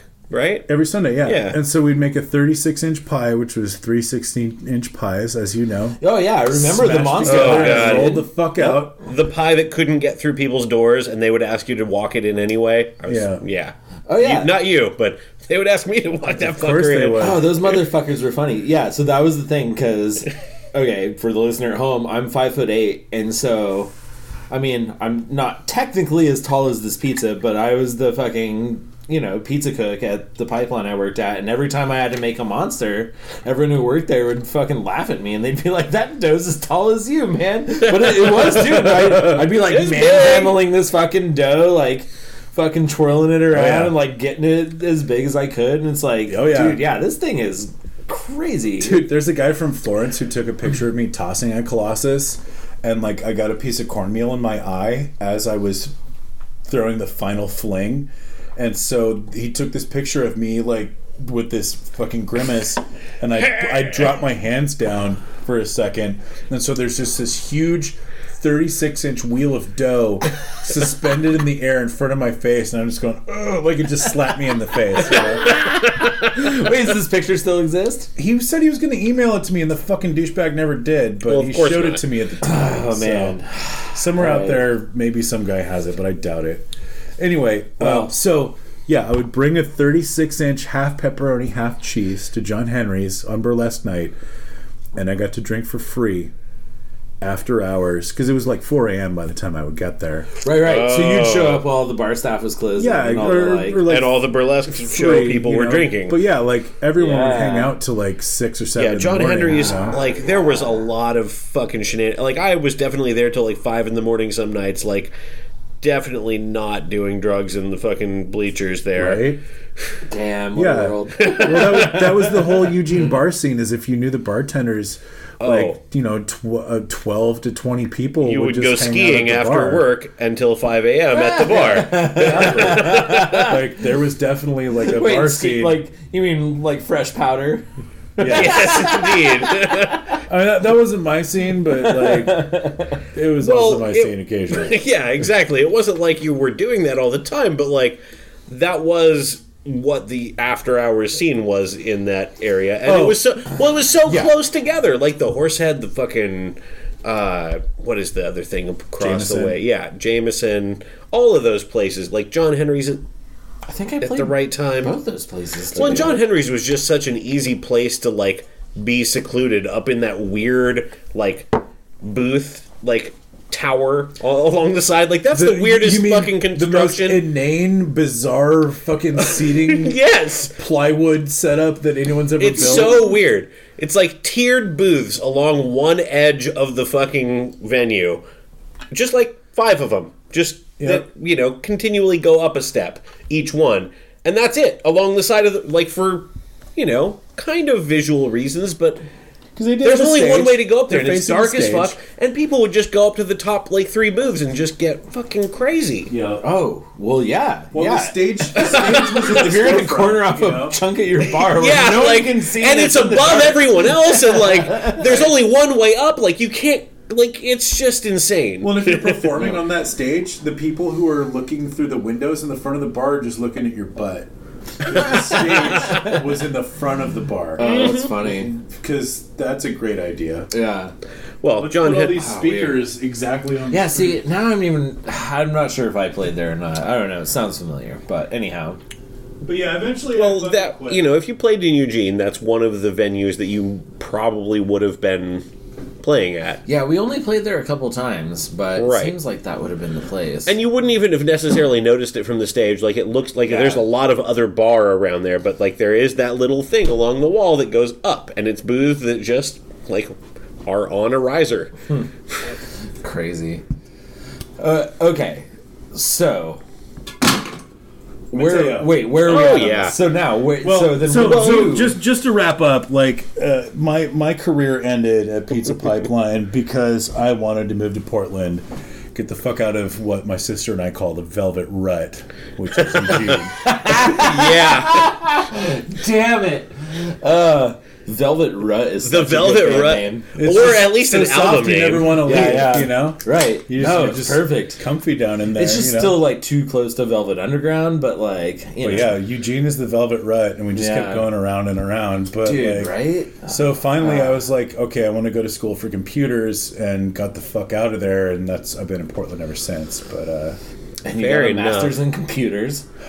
Got a master's in fucking not ever getting a job in computers. Hey, but you know that place closed, so maybe is that a thing? Oh God, no! I'm pretty sure I will never have to fucking fuck with that ever again. Great, that is a beautiful, beautiful thing. Yeah, like, hey, that debt, fuck you. Aces. Oh, did you go to ITT or something? I certainly did. Yep. And hooray for not. Dude, this poor bastard at my work, he went to ITT, which got him the job at my company. Did he pay it all off? He did. Oh, son of a... But the crazy thing is like, his degree is fucking worth nothing. Of course it is. So now he's going back to school. Of course, because you have to get accredited. To get a worthwhile degree. Well, and I'm sure he did the same thing that I did, which was like, I already know everything and I just need to get accredited, so like, I'm just going to go to the fucking... The thing. Get you through it school. And that's a fallacy. Yeah. But yeah, so, while working at Pipeline, I bumped into this asshole whose name is also Matt, and we started the beginning of the critical Mats. Indeed, it was the fucking crystal seed that grew the formation. Awesome. Yeah. But yeah, we ended up as roommates, like all kinds of shit. But yeah, man, like you should start at Springfield and work your way forward. Oh man, yeah. So I got the first job at Pipeline from my neighbor who worked there, named Ricky, who was. Oh, God, Ricky got you the job? Yeah, when he was working at Springfield. You know, God bless him. I'll always love Ricky. Indeed, Ricky was. Ricky. He's a weird individual. That's neither here nor there. Point being, I was in college. I needed some random job, or I thought I did. You know, it was like, hey, make money on the weekend. Cool, let's do it. Started delivering pie in Springfield. That's where the penultimate story will occur. Like, I worked there for a while. It was weird. Like, it was a small place. Like, Springfield's a really strange little town. It's kind of built around two main drags that run, one direction and the other in the same town. It's, a fairly small, moderately rural-ish town. I don't know. It's like the suburb of the college town, which, if that makes any sense. It is literally Springfield and Eugene and Shelbyville. Exactly. It's the Springfield from The Simpsons. Oh, yeah, for sure. Yeah. Like, that's, The Jeremiah Springfield statue is in front of Springfield. Like, it's the pioneer on a Jedediah. Isn't it Jebediah? Jebediah? Whatever. Anyway, that's where Matt Groening got a lot of his ideas when he was in school in Eugene. And Max's in Springfield. Yeah, is Moe's. Oh, man, is that Moe's. Yeah, no question. Nice. Dirty old Moe's. Yeah, you gotta go there sometime. It's good. No, I totally understand. Like, I mean, we had a couple towns outside of our college town, Loveland and Greeley, and even Windsor, and those were all just, like, the bastard children of Fort Collins. Even though Fort Collins was nothing to fucking, write home about, but... I mean, we felt the same way about Ben versus Redmond and Sisters. Yeah, exactly. And Lapine barely even got mentioned, because it was the armpit, but, And so the Springfield store was kind of like the bastard child of the Eugene store. Like, Definitely. It was, like, maybe 1/10 as, like, the amount of business. Oh, for sure. Like, you'd have, like, two drivers... in Springfield. No. Yeah, it was just, it's the outskirts. It was there because they realized enough people from Springfield had called them for pizza. Right. They could, like, rent this little spot in a mini mall, throw an oven in it, and, like, hub some deliveries out of there. And so, like, I took a job and went there and was like, my neighbor got me a job. Cool. Awesome. Very strange. Springfield's a weird place. I imagine it is. I imagine if it's, especially this time, if it's the outskirts of Eugene, which is this weird... So, Springfield has, like, a paper mill and, like, that kind of stuff going on. And it's kind of, an old timber town as much as most of Oregon is. Mm-hmm. And so there were some areas of town that were a little interesting. So there were a lot of stories that I have around that area. And we'll come back to the best one in a minute. Okay. But eventually that place closed. And I moved to the Eugene store and, like, And so you lived in Eugene but worked in Springfield. Right. It was basically the same place. Like, it's just like you drive 5 minutes in one direction and you're in Springfield, like, over the fucking, line. And so by transferring to the Eugene store, you're just like, sick, well, now I'm in town. Well, it actually was like, now I'm in town and I'm in the store that makes money and it doesn't matter. Right. Like, the Springfield store was like this really weird place. They did not give a single fuck about anything. Like, they would let the phone ring off the hook. Like, they were out in the back smoking weed. Like, you probably... Kyle, dude. Yo, God, yeah. I was not going to use his real name. I was going to call him Smile Smiteheart, but... Dude, fuck Kyle. Fuck Kyle. That's all I'm saying. That guy could have had a fucking thriving business if he would have literally just picked up the phone. Exactly. And, this is what I learned. I was there 2 nights a week. Like, I was just delivering whatever they had on order. But the thing is, it was so lightly staffed that I just had to do everything there. Like, nobody fucking did anything. And I was, like, an energetic, like, I don't know, I'm kind of like ADHD. Like, I do stuff. When there's the thing to do, I'll do it. And so, like, they were like, oh, like, I'm out smoking. You want to make the pies? Like, sure. Like, I'll fucking do everything. I'll take the orders. I'll make the pies, whatever. Like, I'll drive the fucking deliveries. And that's... One-man pizza shop. Yep. No, I mean, like, but that was the thing. Like, when I got to Eugene, they were like, drivers don't do anything else. I'm like, okay, like, sweet. Like, I don't have to do anything. You just, like, give me stuff and I take it places? Whatever. Man, there was one night when, like, I barely knew you, but, like, I was just a pizza cook, and you're like, man, you guys are fucked right now. Like, holy shit, look at all these fucking boxes. Dude, you want me to just fucking, like... do stuff? Throw some pies in the oven or, like, cut pizzas or something? And I'm like... dude, you know how to do that? You're like... man, I used to make all the pizzas in Springfield. And I'm like... shit, dude. All right. Here's the deal. You fucking cut the pizzas. I'm going to put them in the oven. Like, we'll just get the ones that you're going to take fucking going. And then we'll get you on the road. And you're like... dude, I'll hang out and get you out of this hole. And I was like... oh, God. I love you! That's awesome. Yeah, man, when I worked at the fucking pipeline, it was kind of like that. It was like the drivers weren't expected to do anything, but they would because they wanted to get their fucking orders out, man. Yep. So it's like if you're backed up, they'd be up there, like, pulling them out of the oven, cutting them, getting them ready, and it's like, but it was, it was self-serving. It was like, okay, my order's ready. Boom, oh, and absolutely, absolutely. But this motherfucker was like, no, like let's just make some pie. Let's fucking make this happen. No, I mean that's killer. He's like, let's load this oven. Like, cool. I'm gonna fucking get my shit. What's it like? What's it like to work with people? Yeah. So when I quit that place, Kyle, like, or not quit that. Like when that place was starting to go under, like I was like, hey, you can do all the stuff. Like, go over there. Like they'll hire you if you want. Like they need some people for like weekend work and that, because like I didn't work there that often. Like I worked there like 2 nights a week, and occasionally like other nights if someone called out or like needed some help or whatever, just like you do. Mm-hmm. But I was like full-time student. Like I wasn't just like jobbing it up. Mm-hmm. Like I was like jobbing it as much as I can. mild jobbery. Yeah, there was some jobbery. That's all we can say. And he told me to go over there, and I just walked over there after class one day, like I think it was probably a Friday night, and walked in and was like, hey, Kyle said I should come and talk to someone here, and it was, and like I asked the person who was throwing pies, and it was actually B, who was the fucking B. Yeah, and he was like, oh, hey, she kept throwing fucking shit, and was like, yeah, all right, like, can you work right now? I was just like, that was exactly how he liked to operate. Yeah, I was just like, I mean, I guess, like, sure, I'd have to go and get my car, like, it's at home, like, it'll be like 30 minutes before I get back, but sure, I guess. And that's how I got the job in the Eugene one, he was like, can you work right now? And I said yes. I came back that night and delivered something like $1,500 worth of pie. I was one of, like, 12 drivers that each did the same amount, and it was just like, holy shit, like, this is a lot of business. 12 drivers on staff? That place was doing...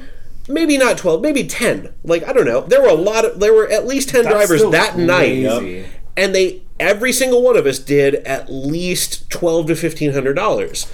And that was my first intro to like Eugene Pizza Pipeline. Damn. Yeah.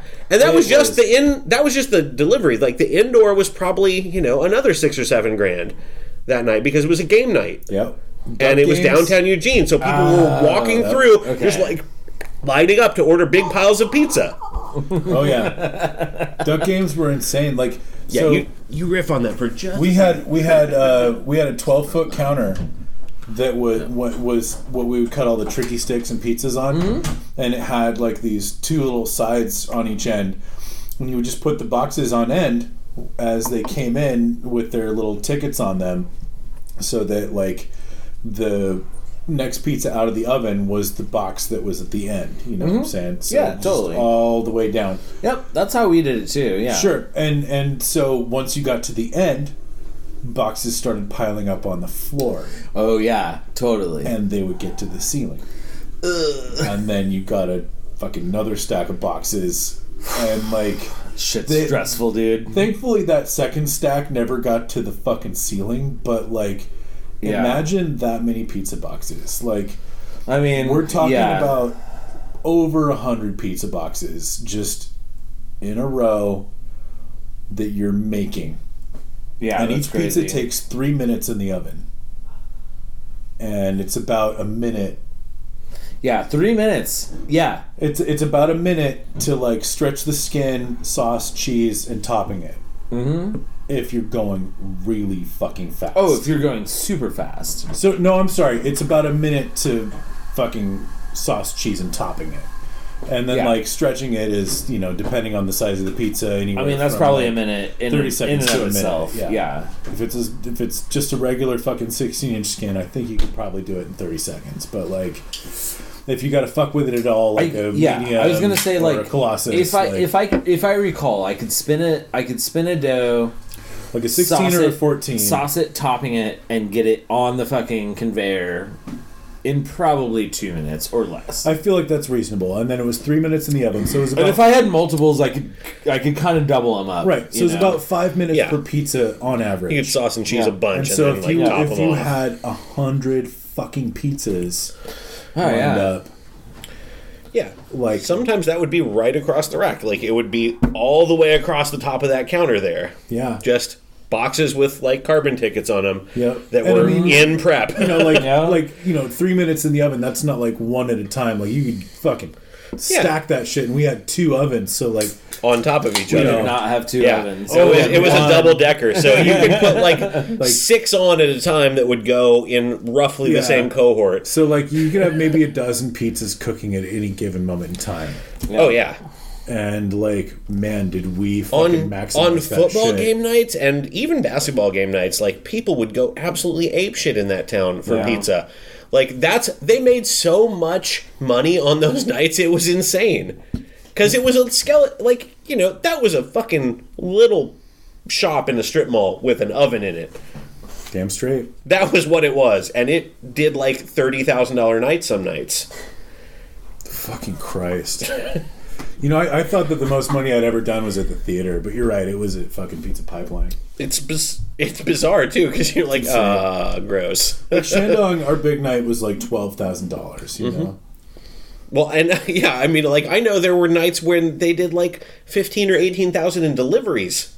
Damn straight. Quick interjection. Avalon, like, the best day I ever saw them have was like $9,000 or $10,000. I mean, that's enormous for the Avalon. Yeah. That was like little kids freaking out all day. $30,000 for a pizza restaurant just fucking blew my mind. I mean, yeah. I would have a little, like, the weird, you know, bank bag at the end of the night with, you know, $1,500 in it. Oh yeah. And this wasn't like uncommon. This was every Friday and Saturday night that had a football game. Well, yeah. For the whole season. And then, like, even other Friday and Saturday nights, like, there were tons of people ordering shitty pizza in Eugene and, like, wanting the most hydrogenated oil they could get on bread in their mouth as fast as you can get it there. Oil. Yeah. Well, and so this is why a certain manager, who I'm not going to name, ended up getting fired. Is he realized that the deposits had so much cash in them that if he just delayed depositing by even as much as a day, and like gave it to someone who could flip it fast, he could increase his money very quickly. And unfortunately, he didn't realize that there were people actually watching some of those accounts and wondering why deposits weren't made on time. And that's why I became co-general manager of Pizza Pipeline. Oh yeah, when he lost a deposit on the cab floor or whatever. I'm not trying to point any fingers. I was just trying to generally say that man was duplicitous. Some cash shenanigans. Wow. At the pizza pirate ship. Yes. Because goddamn. So, I worked in the inside, but I also worked as a driver. Pretty much, like, that was the main part of what I did there. And I think everyone should work in service at some point because it allows you to see, like, the depths of the human psyche and how they will treat, like, random people that they think they're entitled to treat whichever way they want. I don't really trust anyone who's never worked in service. Yeah, it's just like, look, man, I wouldn't say that I don't trust them. I just don't trust their judgment in certain situations. Agreed. But what you see in service industry is a little shade lighter than what you see when you're in the service industry at someone's house. Agreed. When you walk up to someone's door and are required to participate in whatever opens that door, it becomes a different game. And holy crap, have I seen some weird shit. And my friend Jasper has talked about this. Oh, about man. how it's different. It's like if someone walks into your restaurant, have had some. They've got to be professional, yeah, right, or whatever. They're out in public doing a thing that makes them slightly less comfortable than if they're in their own domain. Yep. Yeah. People on their own porches or inside their own houses are bizarre individuals. Yep. Even if it's in their own weird motel room. They're still weird. Like, holy shit, I've seen people with fucking their shit. Chemical tracks under their nostrils because they've been snorting fucking Ajax or whatever. Like, peek out from behind a motel room door, like, who's that? Yeah, like, just the troll under the bridge kind of shit. Like, you're like, oh man, how did we get here? you walk up to that house and you can smell it from like 60 feet away. Oh, yeah. You're just like, oh, that's cat and something even funkier. Like, I'm not sure exactly what it is. Cat piss and mothballs. Yeah, that's maybe a good description of part of what I have smelled in these individuals' houses. But, they don't care. They just, it's mind-boggling. Yeah. So I've seen that.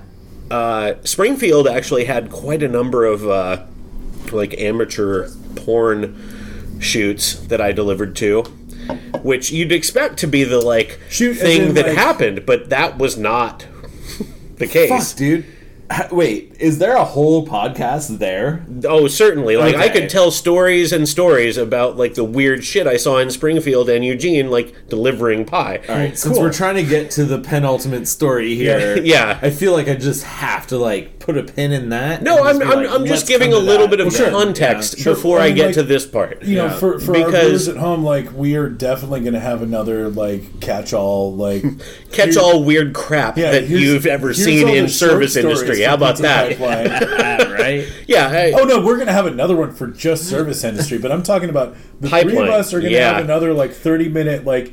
Here's the dumb shit I've seen people do. Yeah, I fended off a drunk with a trash can lid and a broomstick. Yeah, like a knight in armor. All right, no, stop. Okay, stop. All right. So we're gonna go back before I went to the Eugene store, but when I was working at the Springfield store. The Springfield store was a special little place, about 3/4 of the way through Springfield before you get to bumblefuck farmland, Mackenzie Valley, Oregon, which is pretty rural. Yeah. Beautiful, amazing, like, can't find a better place to, like, spend time in the woods that I can even imagine. Yeah. But also Springfield. So Springfield had some nice places. Like, there were some nice little pockets out toward the edges that, were the, like, quintessential, like, big house in a small town kind of thing. But a lot of it was Springtucky. Yeah, Springtucky. That is the nickname for Springfield. Springtucky. A lot of manufactured housing, a lot of paper mill area. Just kind of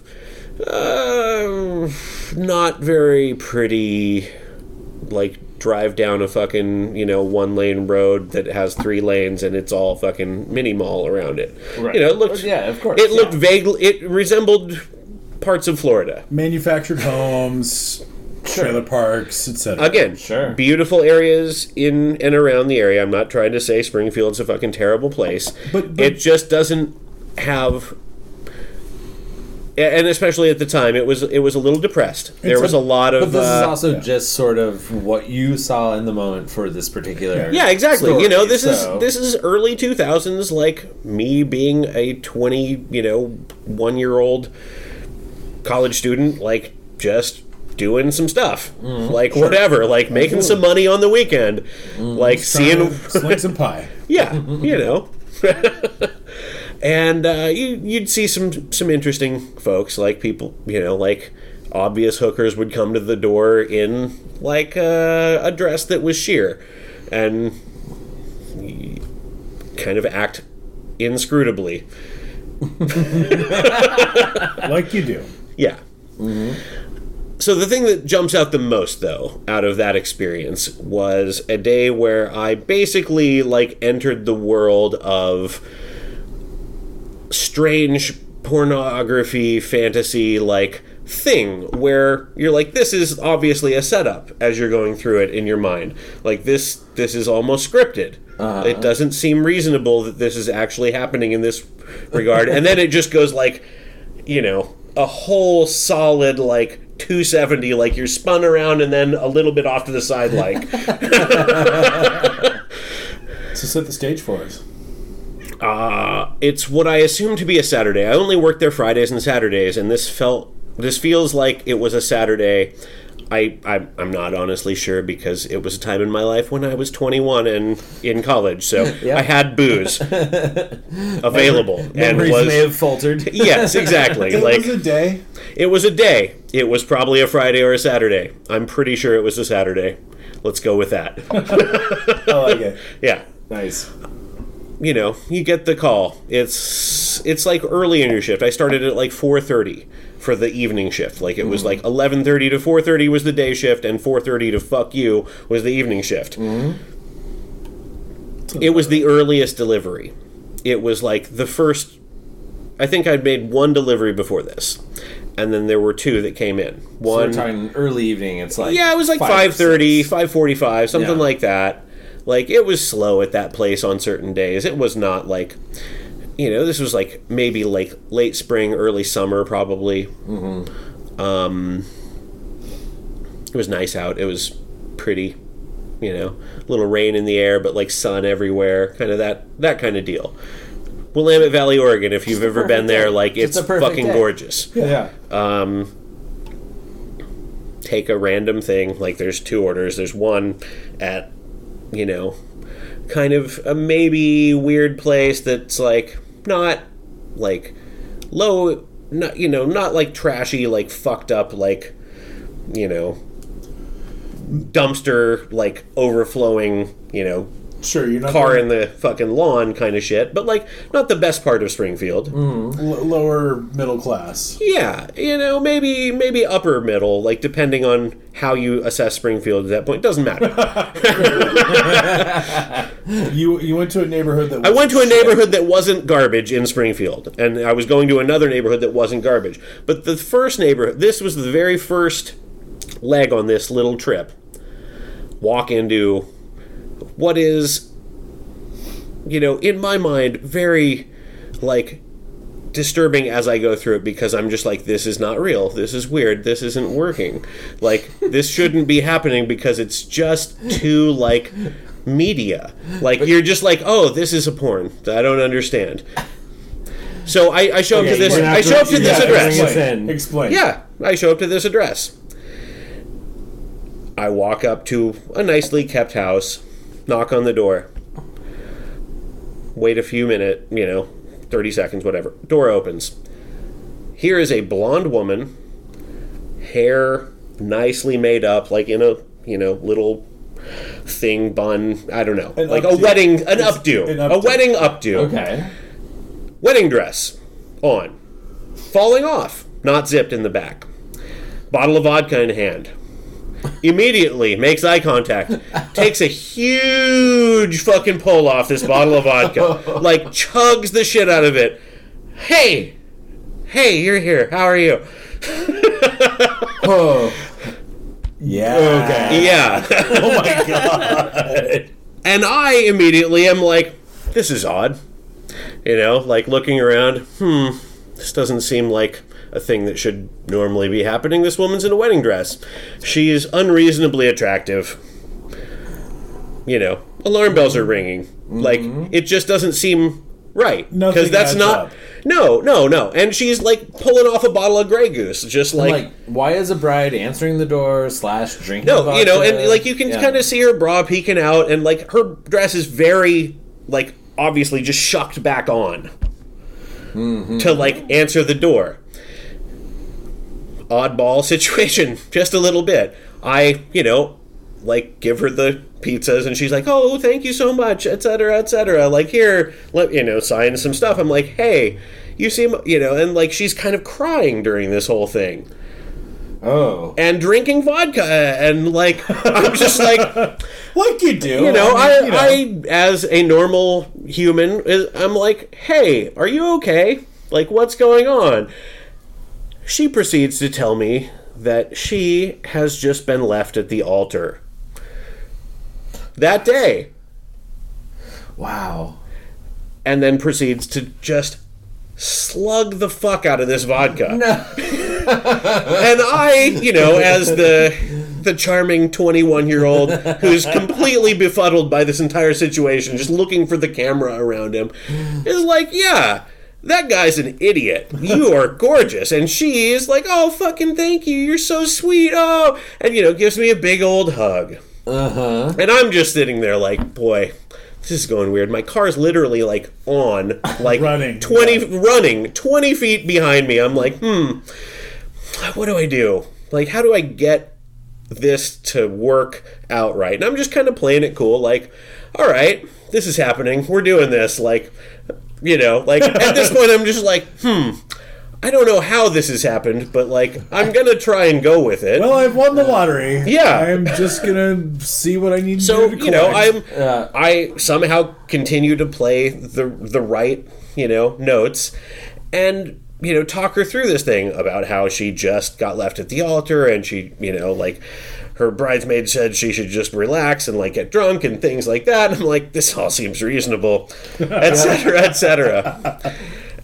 And I'm like, well, that guy's an idiot. And, she's like, oh, you're so sweet, and gives me another big hug, and is like, oh my God, like this and that and the other. And like, it's going along very well. And this is where it goes the other way, where it becomes so surreal that I just can't handle it. Because I ask, she's like, oh my God, you're so great. Like, this is, like, you're such a nice guy, whatever. What's your name? And I'm like, oh, and I don't give her a pseudonym because I'm just like befuddled. I'm like, oh, this is going strangely. My name's Matt. And she starts screaming.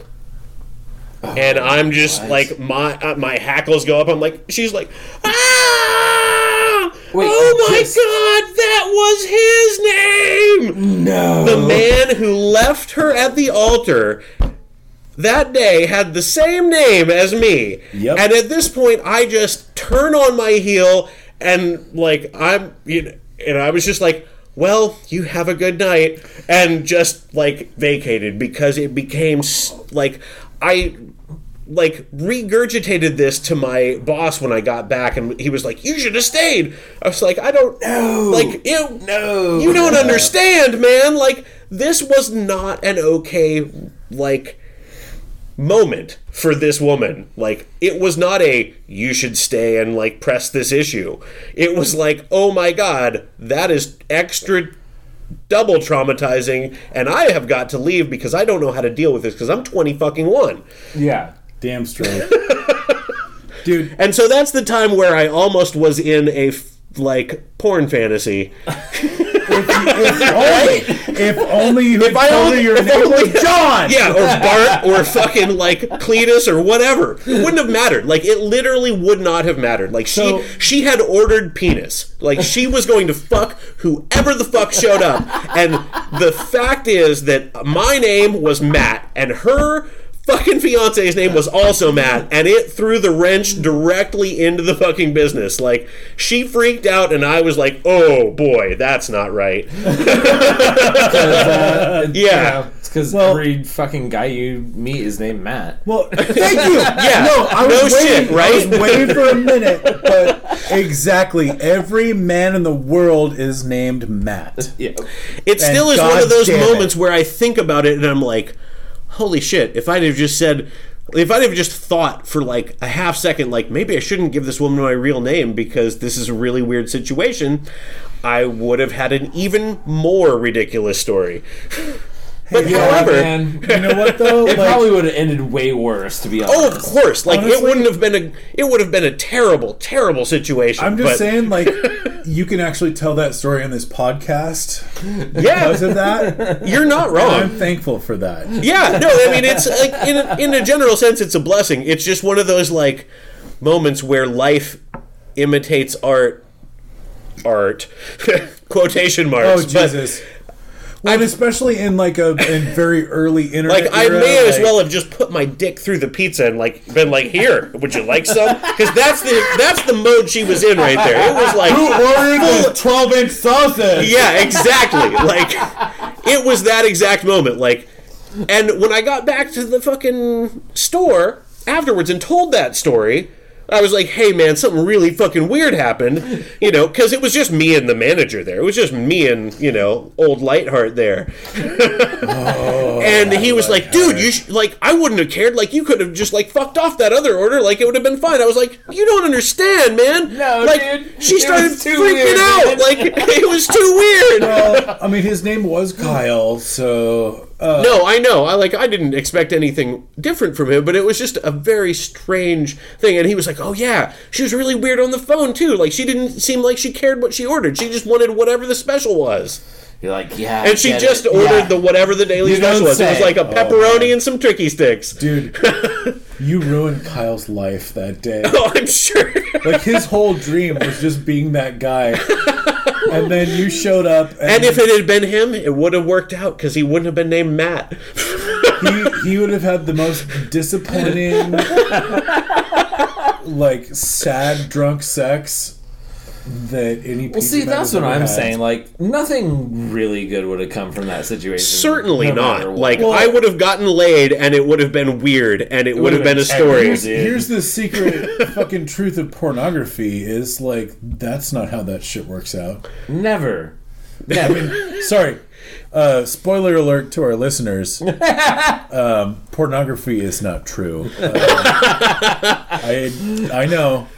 I was really bummed out too, but wait. Turns out my stepmom's not hot. Oh no! Oh no! I've seen your stepmom. Wicked hot. Wrong. Oh, I guess not. Well, anyhow, Dude, I love your stepmom. Fuck. Sorry, that's not who I was thinking of. I was thinking of the stepmom on my dad's side. Oh, the one we haven't met. Fair. Yep. All right. Well, awkward. Well, I mean, if you put it that way. Awkward. Pause. Cut and pause. Yeah, clearly that's going to get... Swoosh. We'll fix it in post. It's fine. All right. We're about to run out of time on this. Yeah, this is literally the first time this has happened. Yeah. That was the story of where I was almost in someone's porn fantasy and it didn't work out because my name's the same as a lot of other people's. Also, there's mentioning that we have at least 5 Matts that we hang out with fairly regularly. So we've attained critical Matts, and also every man is named Matt, and god damn it. Also, trademark on that metal band name. Yeah, critical Matts, fuck y'all. Oh yeah, we own that shit. Back up off our nuts.